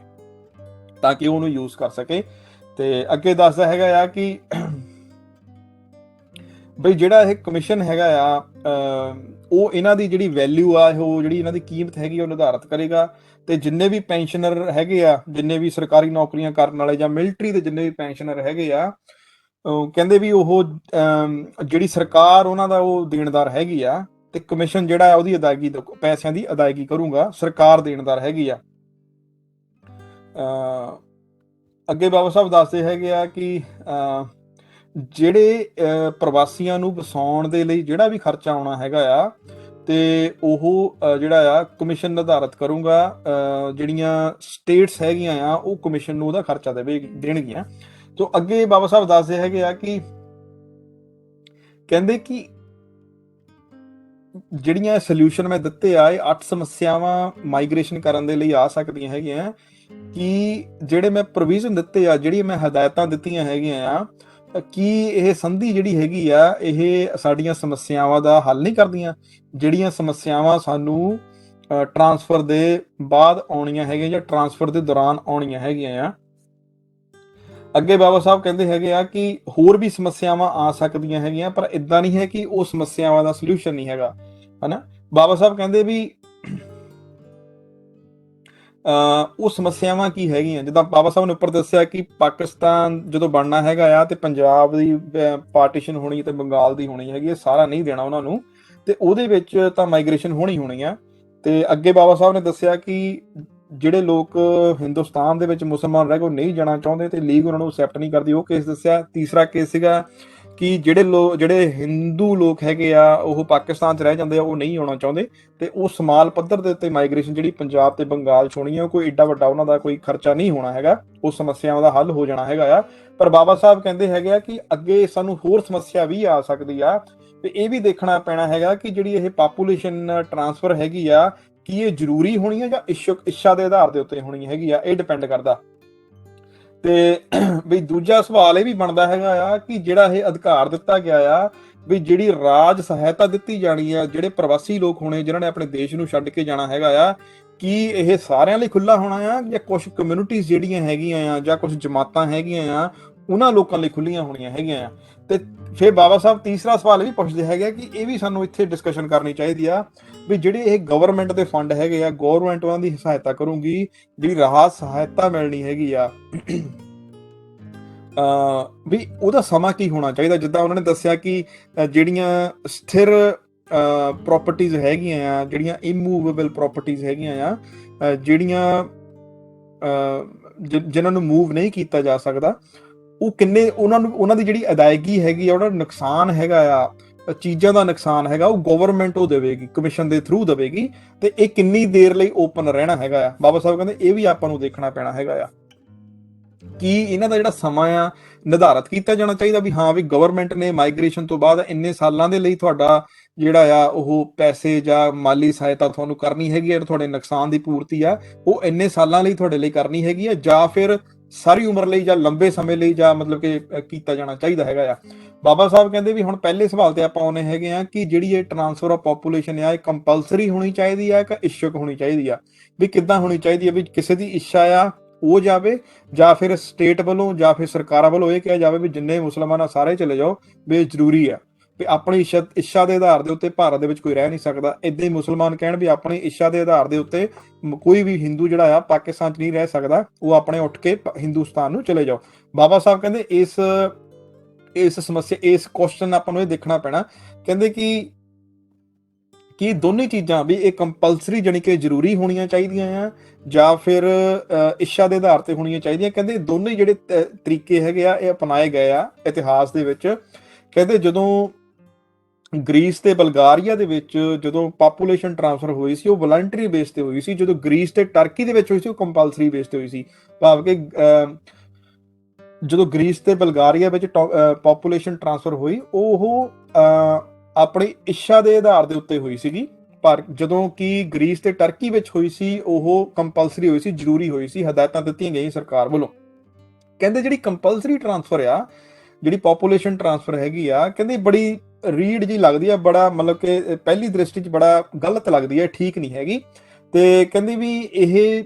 ਜਿੱਦਾਂ ਕਿਸੇ ਆਦਮੀ ਨੂੰ ਜ਼ਬਰਦਸਤੀ ਇਹ ਕਹਿਣਾ ਕਿ ਤੂੰ ਆਪਣਾ ਦੇਸ਼, ਆਪਣੇ ਪੁਰਖਿਆਂ ਦਾ ਦੇਸ਼, ਜਿਹੜਾ ਤੇਰੇ ਪੁਰਖਿਆਂ ਦਾ ਦੇਸ਼ ਹੈਗਾ ਉਹਨੂੰ ਛੱਡ ਕੇ ਦੂਜੀ ਜਗ੍ਹਾ ਤੇ ਚਲਾ ਜਾ, ਇਹ ਠੀਕ ਨਹੀਂ ਹੈਗਾ, ਮੈਂ ਇਹਦੀ ਸਪੋਰਟ ਨਹੀਂ ਕਰਦਾ। ਤੇ ਇਸ ਕਰਕੇ ਕਹਿੰਦੀ ਮੇਰੀ ਇਹ ਧਾਰਨਾ ਬਾਬਾ ਸਾਹਿਬ ਕਹਿੰਦੇ ਹੈਗੀ ਆ ਵੀ ਲੋਕਾਂ ਦੀ ਜਿਹੜੀ ਆ ਇੱਛਾ ਜਾਣੀ ਜਾਵੇ, ਵੀ ਅਗਰ ਉਹ ਜਾਣਾ ਚਾਹੁੰਦੇ ਆ ਉਹ ਚਲੇ ਜਾਣ, ਜੇ ਉਹ ਰਹਿਣਾ ਚਾਹੁੰਦੇ ਤਾਂ ਰਹਿਣ, ਕਿਸੇ ਨੂੰ ਵੀ ਧੱਕੇ ਨਾਲ ਦੇਸ਼ ਦੇ ਵਿੱਚੋਂ ਕੱਢਣਾ ਨਹੀਂ ਚਾਹੀਦਾ। ਅਗਲਾ ਬਾਬਾ ਸਾਹਿਬ ਦੱਸਦੇ ਆ ਵੀ ਕਿ ਜਿਹੜੀ ਰਾਜ ਸਹਾਇਤਾ ਦੇਣੀ ਹੈਗੀ ਆ, ਵੀ ਜਿਹੜੇ ਕਿ ਲੋਕ ਜਿਹੜੇ ਪ੍ਰਵਾਸੀ ਜਿਹੜੇ ਆਪਣੇ ਦੇਸ਼ ਨੂੰ ਛੱਡ ਕੇ ਦੂਸਰੇ ਦੇਸ਼ ਵਿੱਚ ਜਾਣੇ ਹੈਗੇ ਆ, ਆ ਸਹਾਇਤਾ ਜਿਹੜੀ ਹੈਗੀ ਆ ਇਹ ਸਾਰੀ ਕਮਿਊਨਿਟੀਆਂ ਲਈ ਹੋਣੀ ਚਾਹੀਦੀ ਆ ਜਾਂ ਫਿਰ ਕੁਝ ਜਿਹੜੇ ਲੋਕ ਹੈਗੇ ਆ, ਕੁਝ ਸਮੁਦਾਇ ਜਿਹੜੇ ਹੈਗੇ ਆ ਜਾਂ ਕੁਝ ਗਰੁੱਪ ਹੈਗੇ ਆ ਜਾਂ ਕੁਝ ਜਮਾਤਾਂ ਦੇ ਲੋਕਾਂ ਨੂੰ ਹੋਣੀ ਚਾਹੀਦੀ ਹੈਗੀ ਆ। ਬਾਬਾ ਸਾਹਿਬ ਕਹਿੰਦੇ ਜਿਹੜੀ ਰਾਜ ਸਹਾਇਤਾ ਜਿਹੜੀ ਦਿੱਤੀ ਜਾਣੀ ਚਾਹੀਦੀ ਆ ਇਹ ਕੁਝ ਮਿਨੋਰਿਟੀਜ਼ ਨੂੰ ਹੋਣੀਆਂ ਚਾਹੀਦੀਆਂ, ਜਿਹੜੀਆਂ ਮਿਨੋਰਿਟੀਆਂ ਦੇ ਨਾਲ ਭੇਦਭਾਵ ਹੁੰਦਾ ਆ ਤੇ ਉਹਨਾਂ ਦੇ ਉੱਤੇ ਅਤਿਆਚਾਰ ਹੁੰਦਾ ਆ, ਉਹਨਾਂ ਨੂੰ ਹੀ ਇਹ ਚੀਜ਼ ਜਿਹੜੀ ਆ ਦਿੱਤੀ ਜਾਣੀ ਚਾਹੀਦੀ ਆ। ਤੀਸਰੀ ਤਾਂ ਮੈਂ ਗੱਲ ਕੀਤੀ ਸੀ, ਇਹ ਜਿਹੜੀ ਰਾਜ ਸਹਾਇਤਾ ਹੈਗੀ ਆ ਕੀ ਇਹ ਇਹਨਾਂ ਲਈ ਕੋਈ ਸਮਾਂ ਨਿਰਧਾਰਤ ਹੋਣਾ ਚਾਹੀਦਾ ਵੀ ਇੰਨੇ ਸਮੇਂ ਲਈ ਦੇਣੀ ਚਾਹੀਦੀ ਆ? ਬਾਬਾ ਸਾਹਿਬ ਕਹਿੰਦੇ ਵੀ ਹਾਂ ਬਈ ਇਹ ਕੁਝ ਸਮੇਂ ਲਈ ਹੋਣੀ ਚਾਹੀਦੀ ਆ, ਹਮੇਸ਼ਾ ਲਈ ਨਹੀਂ ਹੋਣੀ ਚਾਹੀਦੀ। ਫਿਰ ਅੱਗੇ ਬਾਬਾ ਸਾਹਿਬ ਇਹਦੀ ਟ੍ਰੀਟੀ ਦਿੰਦੇ ਆ, ਬਾਬਾ ਸਾਹਿਬ ਇਹਦੀ ਵੀ ਦਿੰਦੇ ਬਾਬਾ ਸਾਹਿਬ। ਹੁਣ ਕੀ ਦੱਸਦੇ ਹੈਗੇ ਆ ਕਿ ਵੀ ਇਹਦਾ ਸੋਲੂਸ਼ਨ ਕੀ ਹੈਗਾ ਆ। ਬਾਬਾ ਸਾਹਿਬ ਕਹਿੰਦੇ ਵੀ ਜਿਹੜੇ 18 ਸਾਲ ਤੋਂ ਉੱਤੇ ਜਾਣਾ ਆ, ਜਿਹੜੀਆਂ ਦੇਸ਼ ਦੇ ਵਿੱਚ ਨਸਲੀ ਘੱਟ ਗਿਣਤੀਆਂ ਹੈਗੀਆਂ ਆ, ਉਹ ਆਪਣੀ ਇੱਛਾ ਦੇ ਅਨੁਸਾਰ ਜਿਨ੍ਹਾਂ ਦੀ ਉਮਰ 18 ਸਾਲ ਤੋਂ ਉੱਤੇ ਆ ਉਹ ਮਾਈਗ੍ਰੇਸ਼ਨ ਕਰਦਾ ਅਧਿਕਾਰ ਰੱਖਦੀਆਂ ਆ। ਤੇ ਕਹਿੰਦੇ ਮਾਈਗ੍ਰੇਸ਼ਨ ਜਿਹੜਾ ਆ ਇੱਕ ਇਕਰਾਰਨਾਮਾ ਦੇਣਾ ਕਮਿਸ਼ਨ ਨੂੰ, ਇਹ ਇੱਕ ਬਹੁਤ ਵੱਡਾ ਜਿਹੜਾ ਆ ਐਵੀਡੈਂਸ ਹੈਗਾ ਆ, ਪ੍ਰਮਾਣ ਪੱਤਰ ਹੈਗਾ ਆ ਕਿ ਉਹ ਆਪਣਾ ਰਾਈਟ ਜਿਹੜਾ ਆ, ਆਪਣਾ ਅਧਿਕਾਰ ਜਿਹੜਾ ਆ ਉਹਨੂੰ ਆਪਣਾ ਅਧਿਕਾਰ ਜਿਹੜਾ ਉਹ ਜਤਾ ਸਕਦਾ ਹੈਗਾ ਆ, ਵੀ ਕਿ ਜੇ ਉਹ ਚਾਹੁੰਦਾ ਆ ਵੀ ਉਹ ਆਪਣਾ ਇਕਰਾਰਨਾਮਾ ਕਮਿਸ਼ਨ ਨੂੰ ਦੇ ਕੇ ਉਹ ਆਪਣਾ ਮਾਈਗ੍ਰੇਸ਼ਨ ਕਰ ਸਕਦਾ ਆ। ਇਹੀ ਉਹਦਾ ਐਵੀਡੈਂਸ, ਬਹੁਤ ਵੱਡਾ ਐਵੀਡੈਂਸ ਹੈਗਾ ਆ। ਕਹਿੰਦੇ ਘਰ ਵਾਲੇ ਦੇ ਨਾਲ ਵਾਈਫ ਦੀ ਜਿਹੜੀ ਆ, ਘਰ ਵਾਲੀ ਦੀ ਜਿਹੜੀ ਹੈਗੀ ਆ, ਪਤਨੀ ਦੀ ਜਿਹੜੀ ਆ ਇਹ ਸਹਿਮਤੀ, ਵੀ ਤਾਂ ਕਿ ਉਹ ਆਪਣੇ ਜਿਹੜੇ ਬੱਚੇ 18 ਸਾਲ ਤੋਂ ਘੱਟ ਹੈਗੇ ਆ ਜਾਂ ਜਿਹੜੇ ਗਾਰਡੀਅਨ ਹੈਗੇ ਆ ਉਹ ਉਹਨਾਂ ਨੂੰ ਲੈ ਕੇ ਜਾ ਸਕਦੇ ਆ ਆਪਣੇ ਨਾਲ। ਤੇ ਅੱਗੇ ਦੱਸਦੇ ਹੈਗੇ ਆ ਕਿ ਵੀ ਜਿਹੜੀ ਇਹ ਟ੍ਰੀਟੀ ਹੈਗੀ ਆ, ਜਿਹੜਾ ਮੈਂ ਦੱਸਿਆ ਵੀ ਜਿਹੜਾ ਇਹ ਸਰਕਾਰੀ ਲਾਭ ਦਿੱਤੇ ਜਾਣੇ ਹੈਗੇ ਆ, ਇਹ 5 ਸਾਲ ਦੇ ਲਈ ਹੈਗੇ ਆ। ਤੇ ਉਸ ਤੋਂ ਬਾਅਦ ਜਿਹੜਾ ਕਮਿਸ਼ਨ ਹੈਗਾ ਆ ਉਹਦੀਆਂ ਜਦੋਂ ਇਹ ਮਾਈਗ੍ਰੇਸ਼ਨ ਹੋ ਜਾਂਦੀ ਆ, ਜਦੋਂ 5 ਸਾਲ ਦਾ ਜਿਹੜਾ ਸਰਕਾਰੀ ਜਿਹੜੀ ਸਹਾਇਤਾ ਦਿੱਤੀ ਜਾਣੀ ਹੈਗੀ ਆ, ਉਸ ਤੋਂ 5 ਸਾਲ ਹੋਣ ਤੋਂ ਬਾਅਦ ਜਿਹੜੇ 6 ਮਹੀਨਿਆਂ ਤੋਂ ਬਚਦੇ ਹੈਗੇ ਆ, ਉਹ 6 ਮਹੀਨਿਆਂ ਦੇ ਵਿੱਚ ਜਿਹੜਾ ਕਮਿਸ਼ਨ ਜਿਹੜਾ ਹੈਗਾ ਆ ਉਹ ਵੀ ਜਿਹੜਾ ਆ ਮੁਅੱਤਲ ਕਰ ਦਿੱਤਾ ਜਾਊਗਾ। ਕਮਿਸ਼ਨ ਜਿਹੜਾ ਆ ਉਹ ਟਰਮੀਨੇਟ ਹੋ ਜਾਣਾ ਹੈਗਾ ਆ, ਜਾਣੀ ਕਿ 5.5 ਸਾਲ ਦਾ ਟੋਟਲ ਸਮਾਂ ਹੈਗਾ ਆ। 5 ਸਾਲ ਜਿਹੜਾ ਆ ਉਹ ਸਰਕਾਰੀ ਸਹਾਇਤਾ ਦਿੱਤੀਆਂ ਜਾਣਗੀਆਂ ਜਿਹੜੇ ਪ੍ਰਵਾਸੀ ਲੋਕ ਹੋਣੇ ਆ, ਉਸ ਤੋਂ 6 ਮਹੀਨੇ ਬਾਅਦ ਜਾਣੀ ਕਿ ਕਮਿਸ਼ਨ ਜਿਹੜਾ ਆ ਆਪਣੀਆਂ ਜਿਹੜੀਆਂ ਜ਼ਿੰਮੇਵਾਰੀਆਂ ਤੋਂ ਬਰਖਾਸਤ ਕਰ ਦਿੱਤਾ ਜਾਵੇਗਾ। ਕਹਿੰਦੇ ਹੁਣ ਇਹਦੀ ਕੀਮਤ ਕੀ ਆਉਣੀ ਆ ਸਾਰੇ ਮਾਈਗ੍ਰੇਸ਼ਨ ਦੀ, ਦੇਸ਼ ਦੇ ਉੱਤੇ ਦੇਸ਼ ਨੂੰ ਕਿੰਨਾ ਖਰਚਾ ਕਰਨਾ ਪੈਣਾ ਹੈ ਨਾ। ਕਹਿੰਦੇ ਬੜਾ ਇੰਪੋਰਟੈਂਟ ਸਵਾਲ ਹੈਗਾ ਆ ਵੀ ਜਿਹੜੀ ਕੀਮਤ ਹੈਗੀ ਆ ਬੜੀ ਇੰਪੋਰਟੈਂਟ ਹੈਗੀ ਆ, ਤੇ ਇਹ ਜਿਹੜੀ ਟ੍ਰਾਂਸਫਰ ਹੋਣੀ ਹੈਗੀ ਆ ਉਹਦੇ ਲਈ ਵੀ ਜ਼ਰੂਰੀ ਹੈਗੀ ਆ। ਤੇ ਕਹਿੰਦੇ ਵੀ ਜਿਹੜੀ ਇਹ ਸਕੀਮ ਹੈਗੀ ਆ ਨਾ, ਵਲੰਟੀਅਰ ਟ੍ਰਾਂਸਫਰ ਆਪਣੇ ਇੱਛਾ ਦੇ ਅਨੁਸਾਰ ਜਿਹਨੇ ਟ੍ਰਾਂਸਫਰ ਕਰਨਾ ਹੈਗਾ ਆ। ਕਹਿੰਦੇ ਇਹ ਬਹੁਤ ਜ਼ਿਆਦਾ ਜਿਹੜੀ ਕਿ ਮਹਿੰਗਾ ਨਹੀਂ ਹੈ, ਤੇ ਇਹਨੇ ਬਹੁਤ ਜ਼ਿਆਦਾ ਜਿਹੜਾ ਇਹਨੇ ਬਰਡਨ ਨਹੀਂ ਪਾਉਣਾ ਸਰਕਾਰ ਦੇ ਉੱਤੇ, ਕਿਉਂਕਿ ਜਿਹੜਾ ਆਦਮੀ ਹੈਗਾ ਆ ਉਹਦੀ ਫਿਤਰਤ ਹੈਗੀ ਆ ਉਹ ਜ਼ਮੀਨਾਂ ਨੂੰ ਜ਼ਿਆਦਾ ਪਿਆਰ ਕਰਦਾ ਆਜ਼ਾਦੀ ਦੇ ਨਾਲੋਂ। ਕਹਿੰਦੇ ਵੀ ਜਿਹੜਾ ਬਹੁਤ ਸਾਰੇ ਲੋਕ ਜਿਹੜੇ ਆ ਉਹ ਤਸ਼ੱਦਦ ਨੂੰ ਸਹਿ ਲੈਣਗੇ, ਉਹ ਆਪਣੇ ਜਿਹੜੇ ਸਿਆਸੀ ਮਾਸਟਰ ਹੈਗੇ ਆ ਉਹਨਾਂ ਦਾ ਤਸ਼ੱਦਦ ਜ਼ਰੂਰ ਸਹਿਣਗੇ, ਪਰ ਉਹ ਆਪਣੀਆਂ ਜੜ੍ਹਾਂ ਦੇ ਨਾਲ ਜ਼ਮੀਨਾਂ ਦੇ ਨਾਲ ਜੁੜਿਆ ਰਹਿਣਾ ਚਾਹੁੰਦੇ ਆ। ਜਿਸ ਤਰੀਕੇ ਨਾਲ ਐਡਮ ਸਮਿਥ ਕਹਿੰਦਾ ਬਈ ਜੇ ਕੋਈ ਚੀਜ਼ ਕਿਸੇ ਨੇ ਇੱਕ ਜਗ੍ਹਾ ਤੋਂ ਦੂਜੀ ਜਗ੍ਹਾ ਲੈ ਕੇ ਜਾਣੀ ਤੇ ਸਭ ਨਾਲੋਂ ਔਖੀ ਜਿਹੜੀ ਚੀਜ਼ ਲੈ ਕੇ ਜਾਣੀ ਇੱਕ ਜਗ੍ਹਾ ਤੋਂ ਦੂਜੀ ਜਗ੍ਹਾ ਉਹ ਹੈਗਾ ਇਨਸਾਨ। ਤੇ ਕਹਿੰਦੇ ਉਹ ਇਨਸਾਨ ਆ। ਤੇ ਇਸੇ ਕਰਕੇ ਕਹਿੰਦੇ ਵੀ ਅਗਲਾ ਸਵਾਲ ਬਣਦਾ ਕਿ ਕੀ ਜਿਹੜੀਆਂ ਮੈਂ ਉੱਪਰ ਸਕੀਮਾਂ ਦਿੱਤੀਆਂ ਹੈਗੀਆਂ ਕੀ ਇਹ ਕਾਰਗਰ ਹੋਣਗੀਆਂ। ਇੱਕ ਤਾਂ ਕੰਪਲਸਰੀ ਨਹੀਂ ਹੋਣੀ ਚਾਹੀਦੀ ਟ੍ਰਾਂਸਫਰ, ਇੱਕ ਤਾਂ ਆਪਣੀ ਇੱਛਾ ਦੇ ਅਨੁਸਾਰ ਹੋਣੀ ਚਾਹੀਦੀ ਹੈ ਟ੍ਰਾਂਸਫਰ, ਇੱਕ ਤਾਂ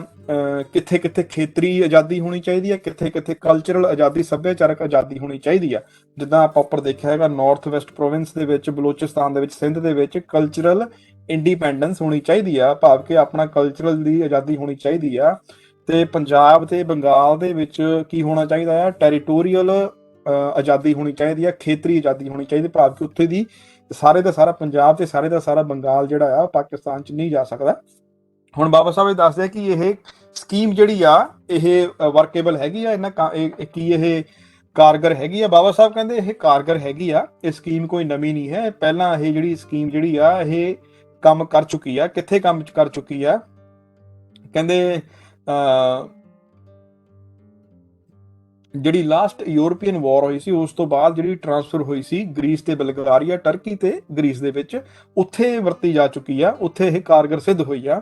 ਐਂਡ ਦੇ ਵਿੱਚ ਬਾਬਾ ਸਾਹਿਬ ਜਦੋਂ ਚੈਪਟਰ ਖਤਮ ਕਰਦੇ ਆ ਇਹਨੂੰ ਕਹਿੰਦੇ ਹੈਗੇ ਆ ਕਿ ਜਿਹੜਾ ਪਾਕਿਸਤਾਨ ਦੀਆਂ ਜਿਹੜੀਆਂ ਸਮੱਸਿਆਵਾਂ ਲੋਕਾਂ ਦੇ ਵੱਲੋਂ ਦੱਸੀਆਂ ਜਾ ਰਹੀਆਂ ਆ ਉਹ ਬਹੁਤ ਸਿੰਪਲ ਹੈਗੀਆਂ ਆ, ਉਹ ਵੱਡੀਆਂ ਸਮੱਸਿਆਵਾਂ ਨਹੀਂ ਹੈਗੀਆਂ।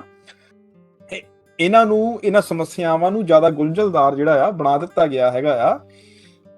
ਕਿਉਂਕਿ ਜਦੋਂ ਅਸੀਂ ਇਹਨਾਂ ਸਮੱਸਿਆਵਾਂ ਦੇ ਬਾਰੇ ਸੋਚਦੇ ਹਾਂ ਇਹ ਦਿਲ ਦਹਿਲਾਉਂਦੀਆਂ ਹੈਗੀਆਂ ਤੇ ਕੋਈ ਵੀ ਬੰਦਾ ਇਹਦਾ ਸਮੱਸਿਆਵਾਂ ਦੇ ਬਾਰੇ ਸੋਚਣਾ ਨਹੀਂ ਚਾਹੁੰਦਾ, ਭਾਵ ਕਿ ਦੇਸ਼ ਦੀ ਵੰਡ ਹੋਣੀ ਆ, ਪਾਪੂਲੇਸ਼ਨ ਜਿਹੜੀ ਆ ਟ੍ਰਾਂਸਫਰ ਹੋਣੀ ਆ। ਕਹਿੰਦੇ ਇਹ ਬੜੀਆਂ ਦੁਖਦਾਈ ਗੱਲਾਂ ਆ, ਇਸ ਕਰਕੇ ਲੋਕ ਇਹਦੇ ਬਾਰੇ ਸੋਚਦੇ ਨਹੀਂ ਹੈਗੇ। ਤੇ ਕਹਿੰਦੇ ਆਪਾਂ ਜਦੋਂ ਜਜ਼ਬਾਤਾਂ ਨੂੰ ਕੱਢ ਕੇ ਇਸ ਚੀਜ਼ ਦੇ ਬਾਰੇ ਸੋਚਦੇ ਹੈਗੇ ਆ ਕਿ ਜਿਹੜੀਆਂ ਪਾਕਿਸਤਾਨ ਦੀਆਂ ਜਿਹੜੀਆਂ ਸਮੱਸਿਆਵਾਂ ਹੈਗੀਆਂ ਆ ਉਹ ਗੁੰਝਲਦਾਰ ਨਹੀਂ ਹੈਗੀਆਂ ਤੇ ਇਹ ਬੜੀਆਂ ਸਿੰਪਲ ਹੈਗੀਆਂ। ਸੋ ਇਹ ਸੀ ਬਾਬਾ ਸਾਹਿਬ ਦੀਆਂ ਸੁਜੈਸ਼ਨਾਂ। It is not about the ultimate future. Our difficulty is how to make the heterogeneous mess that we have today take a decision in common and march in a cooperative way on that road which is bound to lead us to unity.